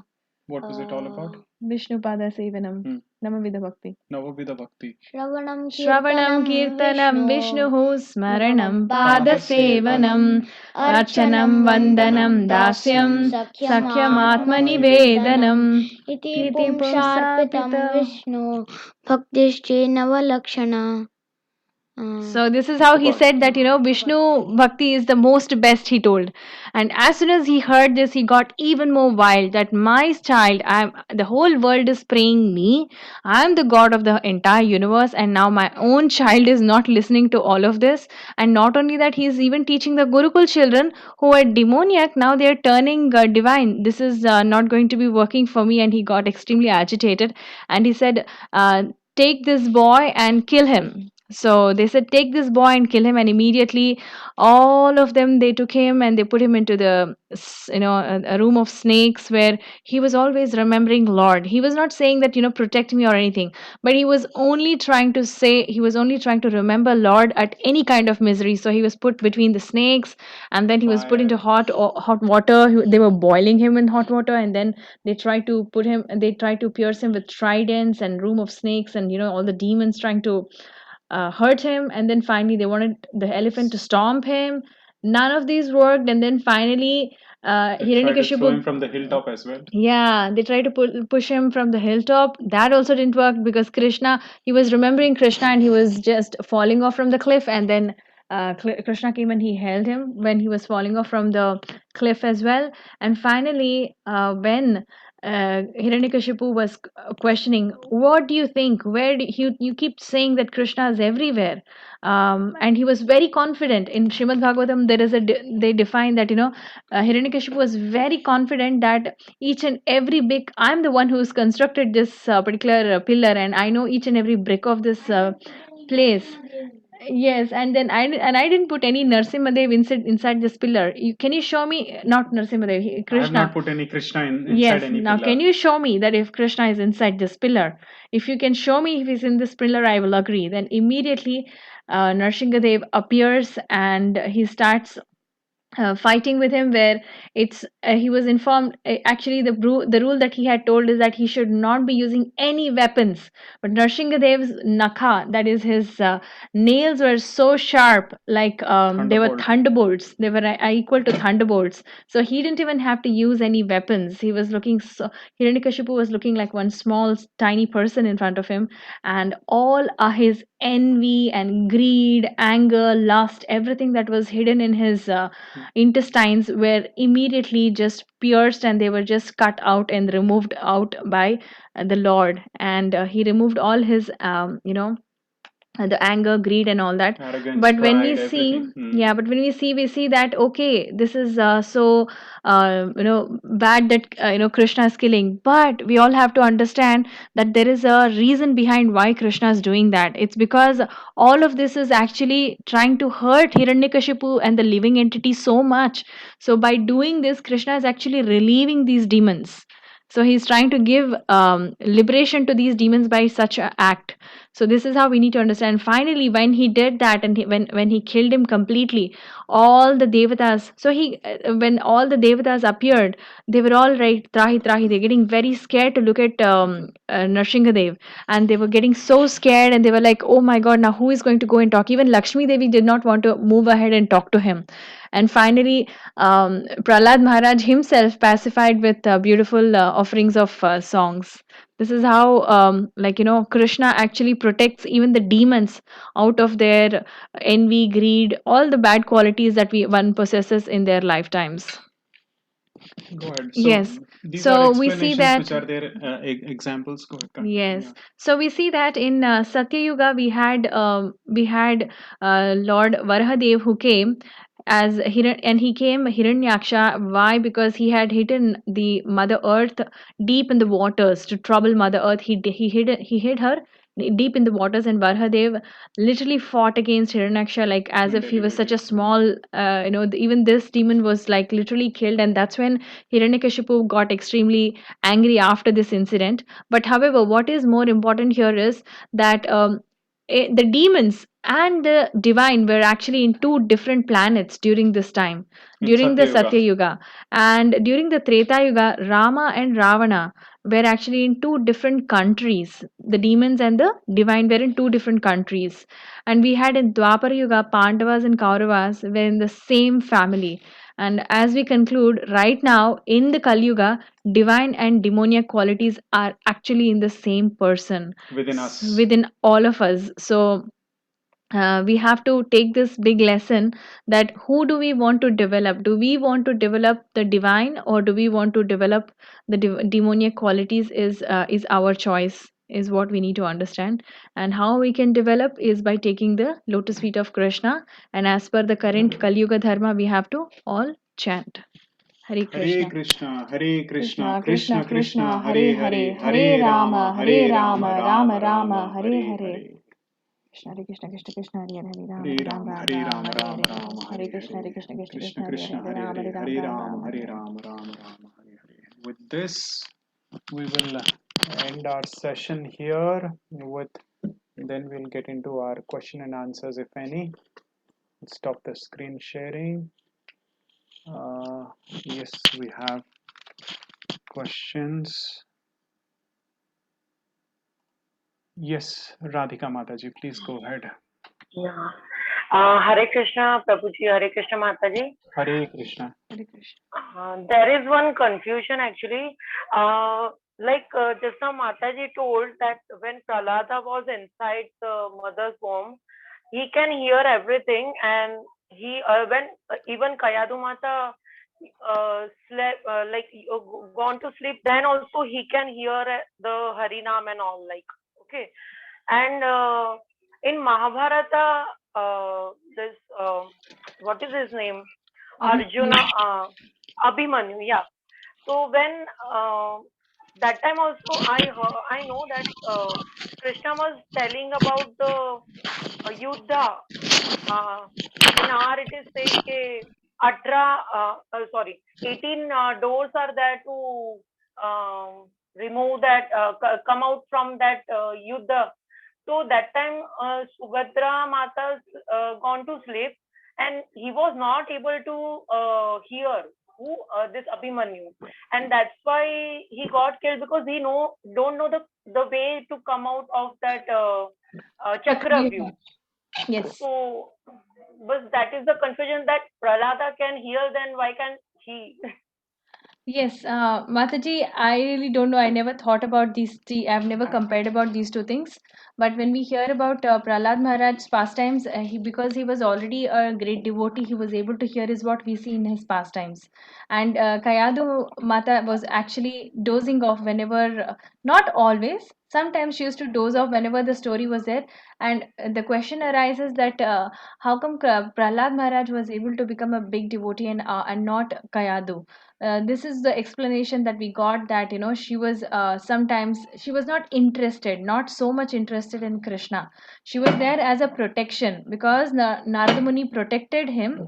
She was over there, but she was not like a very exalted devotee Yeah, she was devotee not a like staunch Prahlad devotee. Maharaj. Yeah, she was not as staunch devotee as Prahlad Maharaj, is what we hear.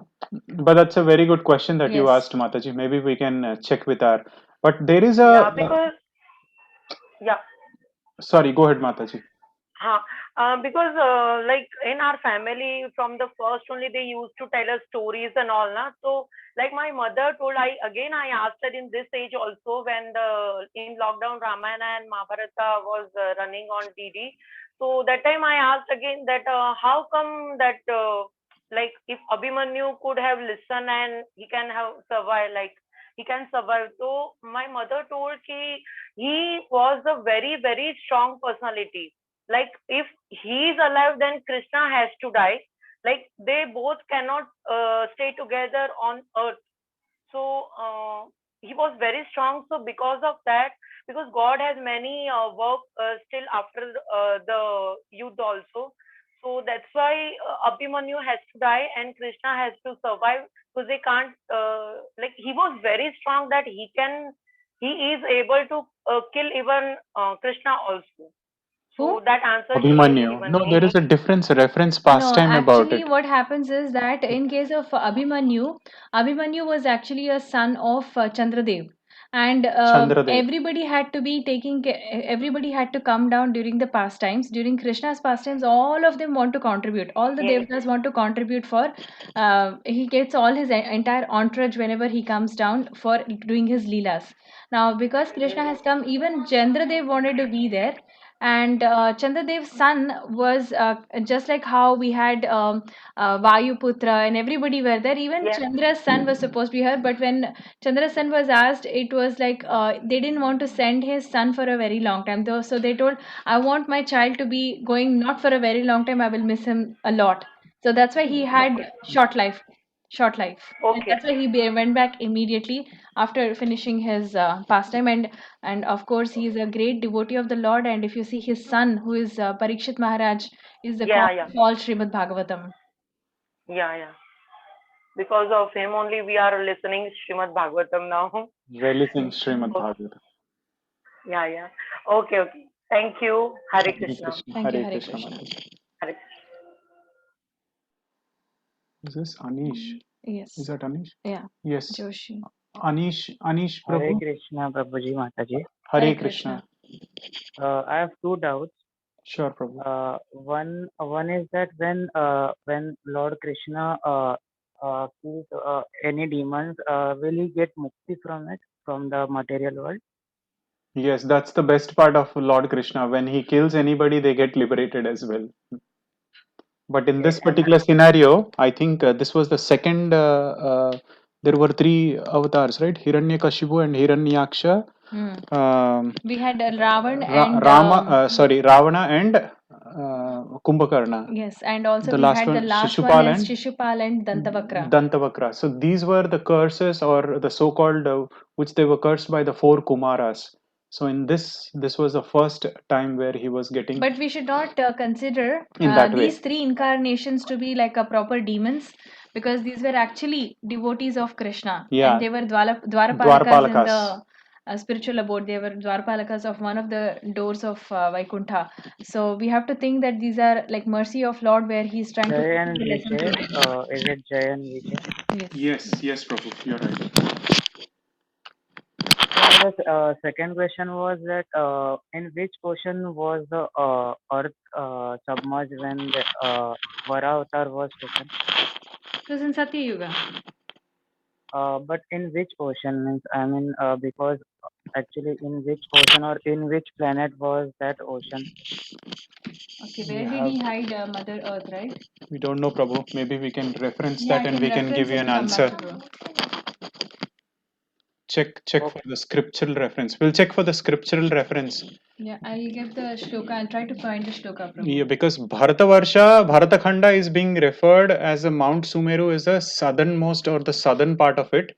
But I don't know if my what you call knowledge is correct or not. We will refer the scriptural reference and then we will give you the answer right away. Okay, sorry. And one more question was that Sanskrit was the main language that I'm very curious in Oh, It is. Dwapar. It is Dev I'll make a Bhasha. note of It that, is Prabhu. Dev Bhasha, but we have not got the confirmation as Sanskrit. But it is. We are also under the impression, yes, it is Sanskrit. We forgot. We have not got the response yet, Prabhu. We have forgot to follow up. We will follow up and we'll give you a response. Definitely. Okay, thank you, Prabhuji. Prabhu, also one more thing is that when Krishna kills demons, they get mukti automatically. But in case of devotees, we don't look for mukti, because what happens is, in case of when you are getting liberated like demons, you don't get service. So what happens is, when you're not getting service, you're just sitting there like in this Brahma In the Brahma Jyotir. when you're sitting in Brahmajyotir, you're not serving the Lord. But in all of us, what happens is, when you're serving the Lord, Mukti is actually at Krishna's doorstep. So for all the devotees, Mukti is actually at the doorstep, that you take Mukti. The Mukti Devi will give you Mukti automatically. So we are not interested in Mukti, we are interested in serving the Lord. Okay, Prabhuji. Thank you, Prabhuji. Hare Thank you, Hare Hare Krishna. Krishna. Hare Krishna. Yes, we'll go to Nikhil Prabhu. Hare Krishna Prabhuji and Mataji. Hare Krishna. Hare Hare Krishna Prabhu. Krishna. My question is that how we can consider conceit or abhimana as demonic quality? Which one? The conceit or abhimana as a demonic quality. I mean, we show our conceit towards something which we like, right? Ah, For showing respect towards elders, we show our abhimana or conceit, whatever it may be. And how can we treat it as a demonic quality? I'm unable to understand this. that will become too much of intense attachment. The more we get into the mode of abhimana, that becomes into too much of attachment. It does it mean that it shouldn't be excessive, right? Yes, it shouldn't be excessive. As long as we are able to use, for example, lust, right? Lust is very good when we are becoming too lusty in terms of trying to learn the Shastras, right? So I'm dovetailing when it is coming to Krishna service. How? I'm trying to just learn and learn. I have an intense desire just to learn about the Shastras. So there is nothing wrong in it. But however, if I take the lust in a different way around, then I'm wrong in it. I think Prabhuji got 1 second. Yes. Yes, Prabhuji. Yeah. Yeah. And my other question is that you mentioned some attributes, means how to be and how to not. In that, one attribute is being fearlessness. Yeah, means does it mean that those who have fear they are not considered good, or they're considered as a demonic quality? Is it considered as demonic quality? Prabhu, it means that we should develop fearlessness in any condition. Like Prahlad Maharaj, even though he was between the snakes, he knows if Krishna is telling that this person will be getting, stung by any of these snakes, poisonous snakes, or if he will be killed by any other forms, Krishna's approval is there. Because Krishna's approval is there, and hence I am going through this problem, then it is okay for any devotee, even if I'm going through this kind of a problem, because Krishna has approved, it's okay for me to go through this kind of a punishment, is what devotees think. So we should develop that, won't come immediately. So these are the ideal qualities of a devotee who develops slowly. We cannot develop it overnight, but we'll have to think like sannyasis, for example. When they go, usually what do sannyasis used to do, that they used to beg alms. So they used to beg alms door to door. When they are begging alms door to door, it could be a scenario there where people might not behave well, and they might even sometimes attack the sannyasis. Or the sannyasis even used to be there in the jungles also. So when they are going to such places, they should think, I'm totally dependent on God, and Krishna will protect me. And in case something happens also, it is as per the plan of the God, is what they think, and they think they become fearless. So that's how one needs to develop fearlessness. But it's one of the ideal qualities which takes time to develop, Prabhu, is what we Yeah. think. Thank you, Mataji. And I would like to improve myself in terms of anger management. The main thing, what I learned from these Bhagavad Gita classes, and observed a change somewhere. I'm able to control the anger and be peaceful, and positivity is increased a lot in my Haribol. in life. Yeah. Haribol. Haribol. Thank you, Prabhu. When you're listening to Krishna Katha and you're listening to Krishna, automatically these things keep reducing. So do not stop once the classes are over. Also, we have our recordings which are there, which are available. Please listen to that before the next class starts, so that you continue to reduce as much as possible. Like all of us have it. Not this yuga itself is called as Kali Yuga Quarrel. itself is called as, the name itself is called as quarrel, the age of quarrel. The age is called as age of quarrel. We don't want to agree with others. That's one of the qualities of this particular yuga. So having this, every one of us have this. Yeah, we have pride, we have ignorance, we have all those things within us. So we have to practice how to Regular develop these practice. The qualities. only way is regular practice, Prabhu, as you rightly mentioned. So we cannot do all by ourselves. We'll have to take Krishna's shelter, so that every day we listen and we purify these kind of qualities that we have, the demoniac qualities that we have. And some way or the other, don't forget to associate with the devotees. The only way is connect to us through the Bhagavatam courses or through something or the other. Or maybe again, once more, take the Bhagavad Gita course. That way, you will be firmly situated. Yeah, yeah. I'd like to appreciate your efforts, Prabhuji and Mataji. Both are Haribol. really, explaining very well. Means with a lot of patience, you are listening to all of our queries and all, and making us to enlighten. Thank you so much, Haribol. Prabhu. Hare Haribol. Krishna. This is all our Guru's mercy Mercy. And we flowing. are also loving the association Yes. here. That way, Thank we are you for getting your association. association, Thank you Prabhuji. so much, Prabhu. Not getting any anger or any emotional. You are explaining very well. Means that much patience. So I want to inbuild that qualities. Definitely, Prabhu. Once you start, continue chanting, continue be with our association, definitely we will be able to curtail all of them. We also have loads of them within us. Thank you, Prabhuji and Mataji. Hare Krishna. Thanks a Hare lot. Hare Krishna. Krishna, Prabhuji. Hare Krishna. Hare Krishna Mataji, Ruchi Hare Krishna Mataji. Mataji. Welcome See, again. Krishna, yeah. Hare Krishna. Sorry, I have doubts every day. You might be thinking she is full of doubts. No, No, it's Mataji. good. It's good we have doubts and questions, Mataji. We should It clear it. enlightens us also, Mataji. Yes. I have this doubt since day one. Finally, I'm asking this today.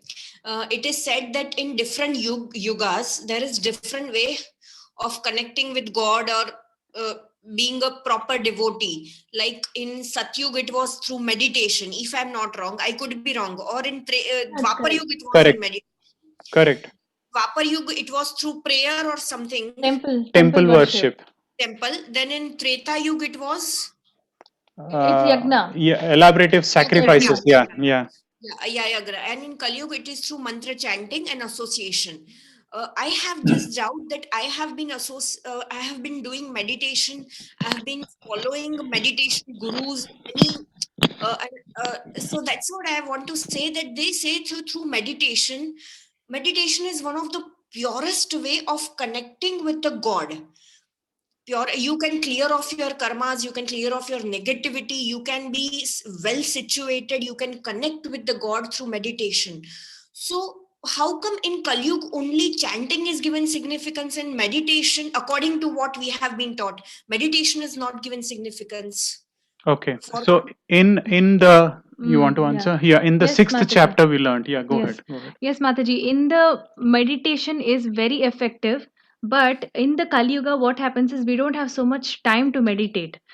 This is a longer process where you'll close your eyes and you'll have to imagine something, and it takes a long time for you to imagine that whatever you're thinking of. In Ashtanga Yoga, meditation is what? It's Dhyana Yoga. Dhyana means it's related to Ashtanga Yoga, and Ashtanga Yoga will be successful for sure, but it takes so long. People used to be having lifetime of 1 lakh years in Satya Yuga. They could afford to sit for so long for meditational processes, but now if you're sitting for so long, we don't even have lifetime to begin with, so it's not possible. And second thing is, in case of yagna that we are performing, that is Hare Krishna Mahamantra, it is transcendental. It's actually, when we are doing prayers on our own, choosing our own prayers, it will not be successful, Mataji, because it has to be coming from some gurus. The guru only can bless us. When we are thinking, I will take up one of the processes and I will directly reach Krishna, it is not possible at all. It has to be coming, the blessings has to be coming from one of the gurus, and they will, when we receive this mantra, it is heart to heart. So when you start chanting, this is given by Chaitanya Mahaprabhu himself. He has given this Hare Krishna Mahamantra to everybody. And if you have noticed, even Christians chant, even Muslims chant on the beats. On the beats. So this Yuga Dharma itself is chanting. No, I am not against chanting. I am not doubting the authenticity of chanting. My doubt is that I have been so much into, I am also a yoga, I am a dentist and a yoga instructor also. And I have been so much into, I have been taught so much about the meditation and connecting the meditation, that I was always that anything and any karma can be cleared through meditation, even in Kali Yuga. No, I think that's a wrong conception. I'll tell you why. For us, we are not saying stop yoga, right? Yoga is required for our body. There are two types of yoga. One connecting to the Lord, and the other one is physical body. Yeah, we can do exercise normal way. So what we are against is, don't blindly just go with spending loads and loads of your time in doing unnecessary building your muscles and unnecessarily getting into the so-called yoga. The other form which we are talking about is connecting to the Lord and cleansing our sins through meditation. Is how are we going to cleanse ourselves in meditation? In meditation, what are we doing? We are just closing our eyes. Actually, in meditation, we have to follow a process to reach Krishna, Mataji. If you're not reaching Krishna, yoga means connecting to the Lord. If you're not connecting, how will you remove your karmas? You have to follow yama, niyama, asana, pranayama, pratyahara. Yes, that is a, and you have to stay in a particular place. It has to be purified place. You have to be staying below Himalayas. There is a Lake place. Kushagras on that, and all those things are there Lake to do a Kushagras, proper it should be a dhyana. proper height. So we are talking about And you have to keep meditation your is a back dhyana. straight. You have to keep your back straight, and also Correct, you have to keep going, and there is a chakra. You need to activate one by one all the chakras, and chakras, once yeah, it 7 goes. chakras, yeah. Yeah. Yes, so it is and you have to keep moving on the chakras, and it's a very difficult process. And after meditating on what? What are we meditating on? Are we meditating on any Nama Sankirtana? We are not meditating. Meditating is where on a Nama Sankirtan and we are doing Mananam, Smaranam and Mananam about it, which we are not doing. And whatever we are doing it, we should be able to hear that, which we are not doing in the meditation process. So that's exactly in this particular Kali Yuga, this is why this is effective is what we are trying to say. It's been already as established. And Okay. our Shastras give that information as well. Okay, and so even in Kali Yuga, even yagnas and temple worship is not as effective as Treta and Dwapar Yuga? No. Correct. Yeah. You're right. Yeah. It's not. It's not required because it's in Kali Yuga, it is going to be even more deteriorating that you won't even have temples, proper temples where we can go do proper worship also. So if you see even now the temples in India, there are some issues that we are not able to go to And the temples. paraphernalia is also And not the pure. paraphernalia is not pure. We don't have clean air, where we don't have proper flowers. All those things are readily not available. Contaminated as well. It's all contaminated. So easy, sit and just pick up the chanting beads. It's as good as you're doing yagna. It's equal to doing yagna. So imagine when you're doing chanting, you can actually imagine that you're doing the most purifying yagna. And the the Yagna Purusha, that is as if Krishna himself is opening his mouth to, the Yagna Kunda is actually His mouth. his mouth. Yes, Yagna Kunda is his mouth. We are offering all our Yagna to Krishna. So he is the Yagna Purusha. Vishnu is the Yagna Purusha. So when we are offering this mouth, that is the Yagna Kunda, Krishna is, you're offering it to Krishna. So when you're chanting, you're actually chanting it and you're putting it to Krishna's, you're offering it to Krishna. It's equal to that. I am spellbound by your explanations. Truly, since day one, I am having this doubt. How come in Kali Yuga only it's chanting? Thank you so much, so much. Hare Yes, Krishna. thank you, Mataji. So Amazing explanation. Thank you. Yeah. So it says Yajnarthat Karmano Anyatra Vishnu. We already, we saw that, right? We saw that in the previous chapters that when you're doing yagna, you're actually offering. If you've seen any yagna that performed, even now when you go to any Satyanarayana puja or any puja, when they perform this yagna kunda, they will chant first Krishna's, or the Vishnu's name, Vishnu's any one of the names that they start, and his mouth is actually the yagna kunda. Everywhere, Lingaraj temple, which is there in Orissa, or anywhere you see first Vishnu Smaranam. Even Shiva temples. Any Shiva temple also. Lingaraj temple is a huge Shiva temple, Lord Shiva's temple. So first Vishnu's Om Vishnu Smaranam is being taken over there, and then after that anything is done. So that's He's how the it is Yagna done. Purusha, and we have to offer all our yagnas only to him. So when it's established that we have to offer our yagna to Krishna or Vishnu, you have to chant. And when he himself is telling chanting is the Kali Yuga Dharma, it's simple. Let us all, follow it. Yeah. Yes. Thank you. Thanks a lot. Hare Krishna, Thank you, Mataji. Mataji. Hare Krishna. Hare Krishna. Somebody else also had raised actually. Hare Krishna, Prabhu. Hare Welcome Krishna, back. Prabhuji and Mataji. Welcome back, Hare Krishna, Prabhu. Hare Krishna. I had two questions. So generally, a father does not impose his free will on his son. So he gives him a toy so that he doesn't cry. But there are times when he does. Just for example, when his son is on the verge of drinking poison. So similarly, when is it that Krishna forces his will on us? There might be he says that generally he does not force his will on us, but so we discussed about this, Prabhu. It's the same question which you were asking yesterday. It's the same yesterday's question. No, it's a different question. But when does he force his will on us? That's my question. But I this time I have a different question. Okay, so generally he does not force his will on us. So if he has to force his will on us, what he would do is he tries to give give the information to us through his devotees.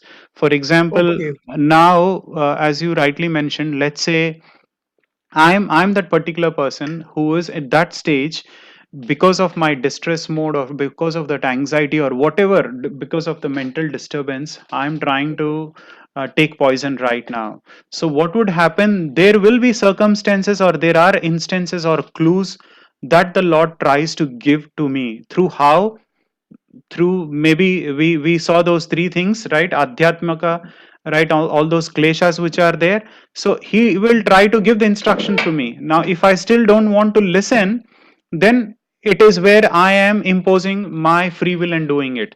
So basically you are asking a classic case of a suicide. What happens to the suicide? It means I'm forcing my death, I'm forcing my free will for my death over there. So that's exactly why the soul wanders for a very long period of time, and that is the most painful part for the soul. The soul goes through very painful process over there because the soul will not get a immediate body, because the body is still not made for the soul for the transmigration. Thank you. I had a second question that in the Srimad Bhagavatam, sometimes Krishna says that he on a tree he is the second bird who observes everything, and on another some another religious book or scriptures I had heard that he is also inside our soul. So he is inside our soul, or he is separate from our soul and sitting, but is inside our heart, but inside, but as a separate entity. Our soul is inside our body, Prabhu. So our soul is covered with gross senses, and also on top of the gross senses, we have our Subtle subtle senses. senses which are around. So Krishna is not in the inside our soul. Our soul is covered with these two layers. So Krishna is actually on the gross senses. That is the material. He's on the material body. So He's not touching our soul. He's so not inside our soul. yeah, so to answer your question, he's right next to our soul, right? Yeah. As a Paramatma, he's there right next to our soul. And the bird which we were talking about in Bhagavatam, that's an analogy that has been given, just like what you call on a tree, there are two birds, there are two parrots. One parrot is enjoying or trying to do the sense gratification by just enjoying for the material desires. The other bird is just quietly watching. Similarly, the Paramatma within us, with each and every living entity, is making a note and is observing all our activities, right? That's what is being trying to show in the Bhagavatam in the form of an analogy by giving a bird, where the other bird, which is the jiva, we are trying to gratify our senses with our material desires. Okay, thank you. Hare Krishna. And Hare Krishna. And third question I had that which were the five rasas which you had mentioned earlier? I forgot that. Okay, one was the highest was the Madhurya rasa, right? Okay. Then there is something called as what you call a Shakya rasa, Dasya rasa, and there is something called as a Shanta rasa. Thank you. Hare Thank Krishna. you, Prabhuji and Mataji. Hare Krishna. Hare Hare Krishna. Krishna. Hare Krishna. Hare Krishna, Prabhu. Okay, with this Chat. we don't have any hands raised here, but we have questions in the chat. Quickly, we will go to the chat. Question: kindly send the YouTube of today's session, as if I'm Tomorrow, traveling as to I'm different city traveling from different Mumbai and city. getting interrupted internet in Rajdhani. Yes, we'll share it. Hare Krishna, my question is, when you're chanting in public place, does your mala beads have to be in your chanting bag, or you can hold the mala beads in your hand and chant? No, it should No, always should always be be inside the inside chanting the bag. chanting bag. We discussed about this. It should be inside the chanting bag. Whether investing in share market for short term considered as a sort of gambling? Very good question. Somebody asked, Neeraj Nagpal Prabhu. Yes, it is. In fact, I was going to give this information. People who are in stocks, people who are in share market, all those things are treated as a form of gambling as well. Very good point. Thank you so much for bringing this to the notice here. Hare Krishna Prabhuji, previously I had asked the below question due to internet issue that I was not able to listen to your answer. Somebody has done black magic. We are facing a lot of problems in my house. No understanding in brothers and mother. Two of my brothers don't believe in God. If I only chant Krishna Mahamantra and say my problems to God? Krishna, is it sufficient to get my problem solved? How many months will it take? It's all Lord's mercy, Prabhu. How many months will it take? We have no idea. But the better you are able to connect to the Lord with the faith and determination. We see that you have a very noble thought where you are not only thinking about yourself, but you're not even thinking about yourself, rather you're thinking about your family and your relatives. I'm sure with the cleanest of the minds and with perfect austerity, if you're going to start chanting, definitely the Lord will be able to reciprocate and show the path. You can pray for them as well, Prabhu. That's what we can say. If the people has And also, if you're able to learn the Narsingharti and Narsing Kavacham, if you Kavacham, can do that every single day, if you can seek Narsinghdev's protection, it would be great, Prabhuji. yes, you can pray to Lord Narsimha, who's the biggest of the Protector. Vignaharta and the protector. I'm sure he will be able to relieve you from So this. if you can recite the Narsingha Aarti and Narsingha Kavacham every day, it would be very helpful for your family and yourself. If they're not at least doing it, if you can do the Narsingha Aarti every single day, and if you can alone do the Narsingha Kavacham, it will protect you and your family. But chanting definitely is the key. You have to start from chanting, Prabhu. Yeah, and before we forget, may we please request everyone to let's chant 3 times Yes, for let's chant for Niranjan this and for family, please. everyone. Let's chant for Let's this chant for family. this family. And this congregational chanting is really, really helpful. We have seen that. Let's chant three Let us times all for our chant for family. Niranjan Prabhu's family. Hare Krishna, Hare Krishna, Krishna Krishna, Hare Hare, Hare Rama, Hare Rama, Rama Rama, Hare Hare. Hare Krishna, Hare Krishna, Krishna Krishna, Hare Hare, Hare Rama, Hare Rama, Rama Rama, Hare Hare. Hare Krishna, Hare Krishna, Krishna Krishna, Hare Hare, Hare Rama, Hare Rama, Rama Rama, Hare Hare. And tomorrow, when we start our prayers, we will be doing Nursing Kavacham, especially for all of us, for all our protection. We will do Kavacham. Yeah, so people who are in distress, people who are in problems. So tomorrow we will chant the entire Narsimha Kavacham for the welfare of everyone and for the welfare of the society as well. Okay, if the people has so demoniac behavior, then how they achieved the human birth of what karmas? Yes.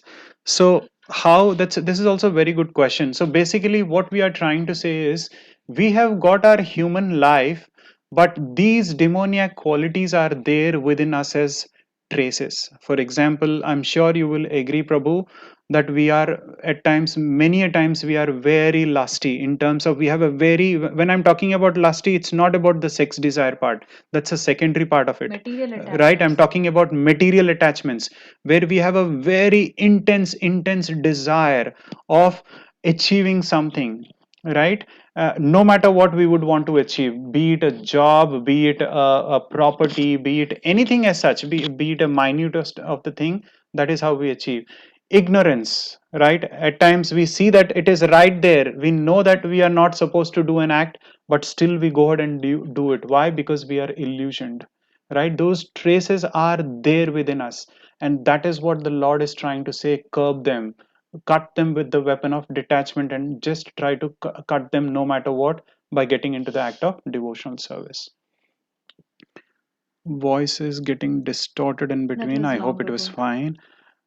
Some echo in voice. Okay, the Lord says enviousness is a demonic quality. Then how Indra possessed the position of the kingdom of God? Yes, that's exactly why he was in the material world, and that is exactly why he was in the material world as well.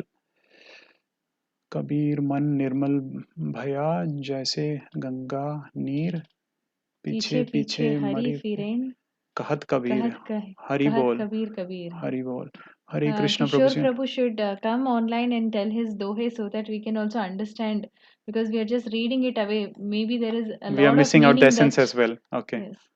Hare Krishna Prabhuji and Mataji, I'm I having have. sugar complaint. According to the doctor, it's a non-curable disease, lifelong. I need to take tablets. I'm chanting Hare Krishna Mahamantra. Will it be cured? Apart from Hare Krishna Mahamantra, you have to take care of your proper schedules in terms of the time you are waking up, the time you are sleeping, right? Eating sattvic food. Change your routine. Yes, it will definitely try to help. That's what we can say, And you Prabhu. can pray for it to be reduced. Yes, you can pray for it to be reduced as well. And you can tell the Lord, oh Lord, I'm not able to focus Yes, because if it of is going to this. help you in a devotion service, you can tell that this Definitely. is one thing that I'm not able to focus on devotional service, and you can pray like that. Okay. Please Hare can you Krishna, please clarify can you clarify if the Varnashrama is to be followed in the present time? That is, should we inquire which category Brahmana, Kshatriya, Vaishya, Shudra we fall into so that we can live our life accordingly? No. Well, we all are Shudras. I think, Rivash Prabhu, we all are Shudras according to this particular Kali Yuga. Why? The moment we take salary from someone, from an employee, is as good as we have become Shudras.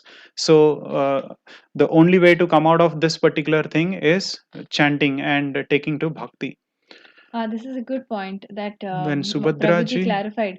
When Subhadra Mai actually slept off, Arjun stopped telling the Chakravyuha further. So that's how, even Abhimanyu was unable to hear further. So it's not yes. like, I think, thank you very much Thank you for, very much, Balaji Prabhu. yes. That's a very good point. Hare Krishna. With reference to verse 15.6, 15 points or 16.6, can you clarify 15.6. fearlessness and non-violence? I think it's 16.6 maybe. 16.6. Do we have, maybe we can ask again. Yeah, we can ask if Prabhu. Prabhu is here.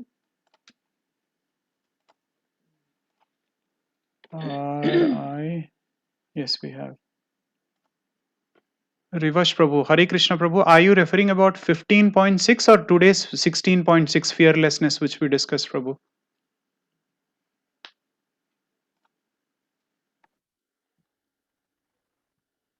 Hare Krishna? Probably Yes, I think he's saying 16.6. Okay. Yeah. What was the question? The question is, can you please clarify fearlessness? Yeah, fearlessness, we just gave a reference again. We gave an explanation again that generally a person who is a self-realized soul will not be fearful in his life because he knows that the injunctions or the scriptures which he is following, because a person is already in truthfulness, he is a true seeker and the seer as well, so he will not be in the fearlessness stage because he will not distort the truth no matter whatever it is. That's how he will be in that particular, because for him there is no interest in personal interest at all in the Vedic injunctions at all. That is how this particular person will be in the what you call away from fearlessness. Yes, and this particular term, that is fearlessness, is usually used for sannyasis who is in the sannyas ashrama, where they are completely depending Surrendered. and they are completely surrendered and they are completely dependent on Lord for everything. So they are like they feel that guarantee that Krishna will come and protect whenever it is something that I need some protection. Krishna will protect. For example, sannyasis go beg door to door, and sometimes when you're begging door to door, some incidents can take place. So sannyasi should be fearless that for sure Krishna will protect me and I don't have to be worrying. I need to go ahead with whatever duty is given to me as a sannyasi. And you're like so convinced that the Paramatma who is in your heart is already witnessing, and you're surrendering to that Paramatma so that you're always protected by that Paramatma, is how the sannyasis always think. And these are qualities which cannot be developed overnight. We have to practice that, we have to develop the practice of, we have to surrender to Krishna every day, so that we think that, okay, I whatever happens, I will take it like it's Krishna's mercy. Whatever comes my way, if somebody is giving me some pain also, we should think that it's actually Krishna's mercy. Maybe I was supposed to be going through something, a mountain of a thing, but rather it's just a small tiny speck of a thing that I have going through. This way we can uh, you know we can increase our faith in Krishna and become fearless. And the other one which you're talking about, non-violence. Non-violence is purely in terms of any particular jiva that we see around, some Pandita Samadarshina, because it's clearly implies over here we are in a progressive life, right? Everyone has to be in a progressive life. So basically, cruelty towards animals, killing animals, whatever we see the slaughterhouses today, and that's what we are talking about, the four regulative principles where we are emphasizing on meat eating, meat eating, meat eating. So we emphasize on that part as non-violence as well. Apart from the other non-violence being quarrel to quarrel to our peers, quarrel to anyone within the society, so on and so forth. All those things can be treated as non-violence as well. When Lord Krishna looked behind, he saw Subhadra Mata is sleeping. Lord Krishna stopped telling The the Chakravyuh. secrets. Yes, thank Then you so much, Abhimanyu. Surya Yes, Prabhu. I thank think you you very have given the much. answer as well. Thank you so much. Can you share yesterday's recorded session? It's already uploaded. It's already uploaded, Mataji. Neeru Mataji, it's the yesterday's sessions are already recorded and they are uploaded. It's uploaded. Last night itself I had uploaded it. Okay. What all of us can do is we can subscribe to the channel so Yeah, that so that whenever as and when there is an upload, you will get it. you'll get a notification so that you can Or else you can always visit that link and you can view it. Yeah. But if instead of doing that, if it is a subscribed, if you have subscribed, you'll get a notification that it's uploaded and immediately you can see the video if it is required. Is Hare deity Krishna, worship is and deity yagna practice which takes place in ISKCON temples today not in a contradiction to the current yuga, which does not encourage above two processes? Well, the current yuga, it's not like it's compulsory for us to do this. But what we are trying to say is that the chanting is the most effective one. That's why you will see that in most of ISKCON temples, we try to do, most of the times we try to do the chanting. If you've seen Harinam Sankirtan, there is 24 hours Harinam Sankirtan that happens. And apart from that, also, we also do the yagnas. So, in case of yagnas, the problem is, for example, in ancient times, the moment the Pandit or the one who is doing the yagna, the Vaishnava who's doing the yagna, the moment they start chanting the mantras, the god used to emit the fire. So we are not so pure that the person who is doing the mantra now, we don't have such purity.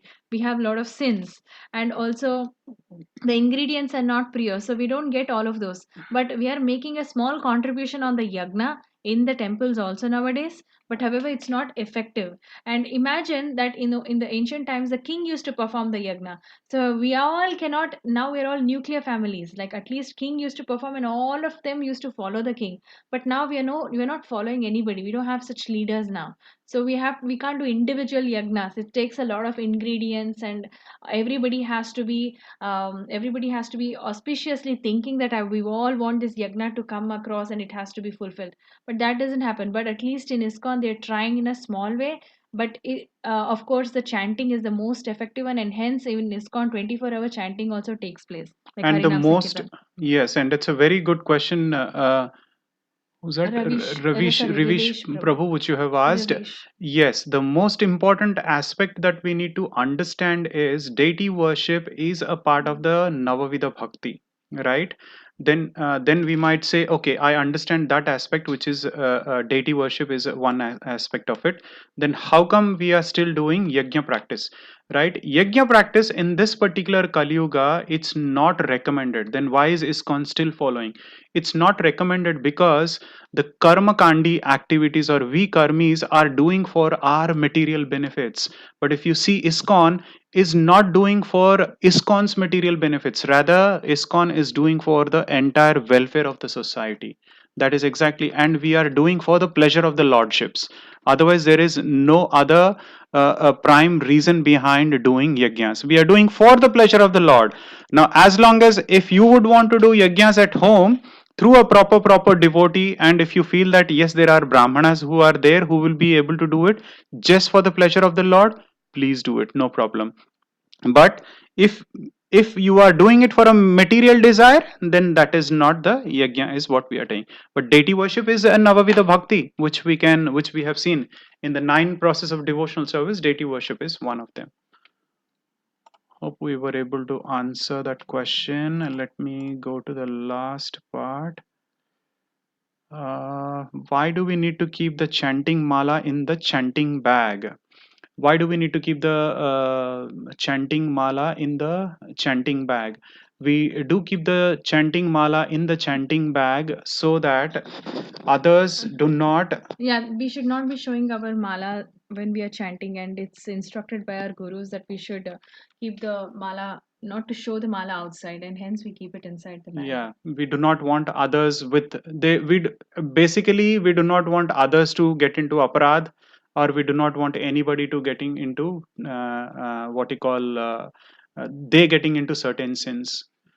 Hare Krishna, just wanted to thank you for clearing all my doubts. Keep clearing all the doubts and serving Krishna selflessly. Hare Krishna.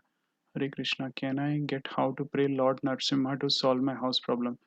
Surely, Prabhu. Niranjan Prabhu has asked that. Can we post the Narsimha Kavacham here itself? Okay, we'll try. Uh, we can search the Narsimha Kavacham. We can just type in the Narsimha Kavacham. I'll do that right away, Prabhuji. Yes, about the chanting bag, it's given in Hari Bhakta Vilasa actually. That we should not be, it's given by Sanatana Goswami that we should not be keeping the chanting beads outside, rather they should be kept hidden. I was just trying to post the shloka. Gopeyam Nijamalika. Yes, so what we are doing is we are posting it here. The The link. Narsimha Kavacham, the link is posted here for Narsimha Also Kavacham. Narsingharti. And also we can post the Narsimha Harati.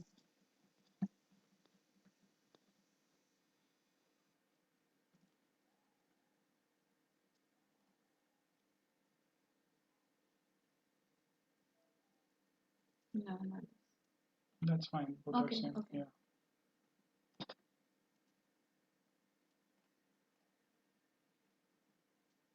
Yes, we have the Narsimha Harati, which you can do it early in the morning, and the Narsimha Kavacham, you can do it any point of time in the morning, in the evening. The more you do it, it's better. We will do that tomorrow for the welfare of everyone on this particular call and for the welfare of whoever is in distress or whatever. We will do that tomorrow. Okay, are there any other questions? No, there are no more questions. With this, we will end the session. Hope our session of demoniac as well as divine gives us more belief and faith in our scriptures, and we try to eradicate or wipe out all or the traces of the demoniac nature that we have, and take towards the path of bhakti and progress those divine qualities, accept those divine qualities, and again a humble request to anyone and everyone: if you are not started chanting, please start chanting, and please have little faith and start chanting. Give it a try, you're not losing anything. For example, when you go for a gym exercise or something, you join at least for a month.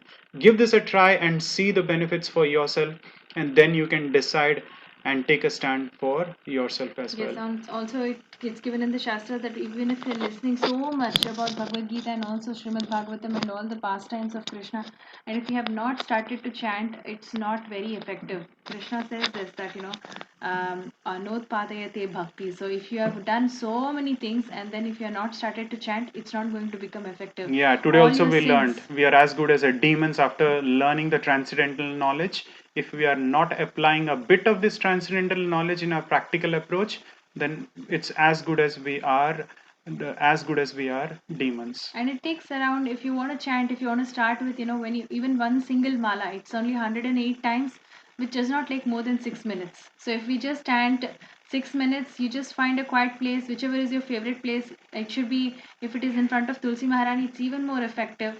That you sit in front of Tulsi Maharani, you just chant one round, and just need to think about it for one round, and then slowly you will start chanting 2 rounds, 3 rounds on your own. Yeah. But it takes only 6 minutes. Over a So- period of time, that will become your pranayama also, because Yes. you will be what you call taking care of your airs as well. How? You will be continuing in one breath: Hare Krishna, Krishna Krishna, Hare Hare, Hare Ram, Ram Ram, Hare Hare, Hare Krishna, Krishna Krishna, Hare Hare, Hare Ram, Ram Ram, Hare Hare. So that after that, then you will take one breath. So that's how you are taking care of your pranayama, which is a so-called good beneficial for your material body. That's what we can say. With this thought, once again, we request each one of you to apply these concepts which we have learned some way or the other. I'm sure whatever we have taught, if it is beneficial for you, take it in a good faith and apply it in your practical life so that we can see the benefits for ourselves. With that thought, we take leave today and we will get into our closing prayers. Vanchakalpatarubhyascha kripa sindhubhya eva cha patitanam pavanebhyo vaishnavebhyo namo namaha. जय Shri Krishna Chaitanya Prabhu Nityananda Shri Advaita Gadadhara Srivasadi Gaura Bhaktavrinda. Everyone, please, with your hands raised, let's sing for the benefit of everyone. Hare Krishna, Krishna Krishna, Hare Hare, Hare Rama, Rama Rama, Hare Hare. Hare Krishna, Krishna Krishna, Hare Hare, Hare Rama, Rama Rama, Hare Hare. Hare Krishna, Krishna Krishna, Hare Hare, Hare Rama, Rama Rama, Hare Hare. Hari नाम संकीर्तन की जय। धर्माचार्य हरिदास ठाकुर की जय। समवेत गौर भक्त वृंद की जय। उपस्थित गौर भक्त वृंद की जय। श्रीमद् भगवद गीता की जय। निताय गौर प्रेमानंदे Hari Hari हरि Bol. बोल। Hare Krishna. With all your permission, with this we will end the session here. See you all tomorrow at the same time. Till then, keep chanting, keep be happy, take care of yourself. See you then tomorrow. Hare Krishna. Hare Krishna.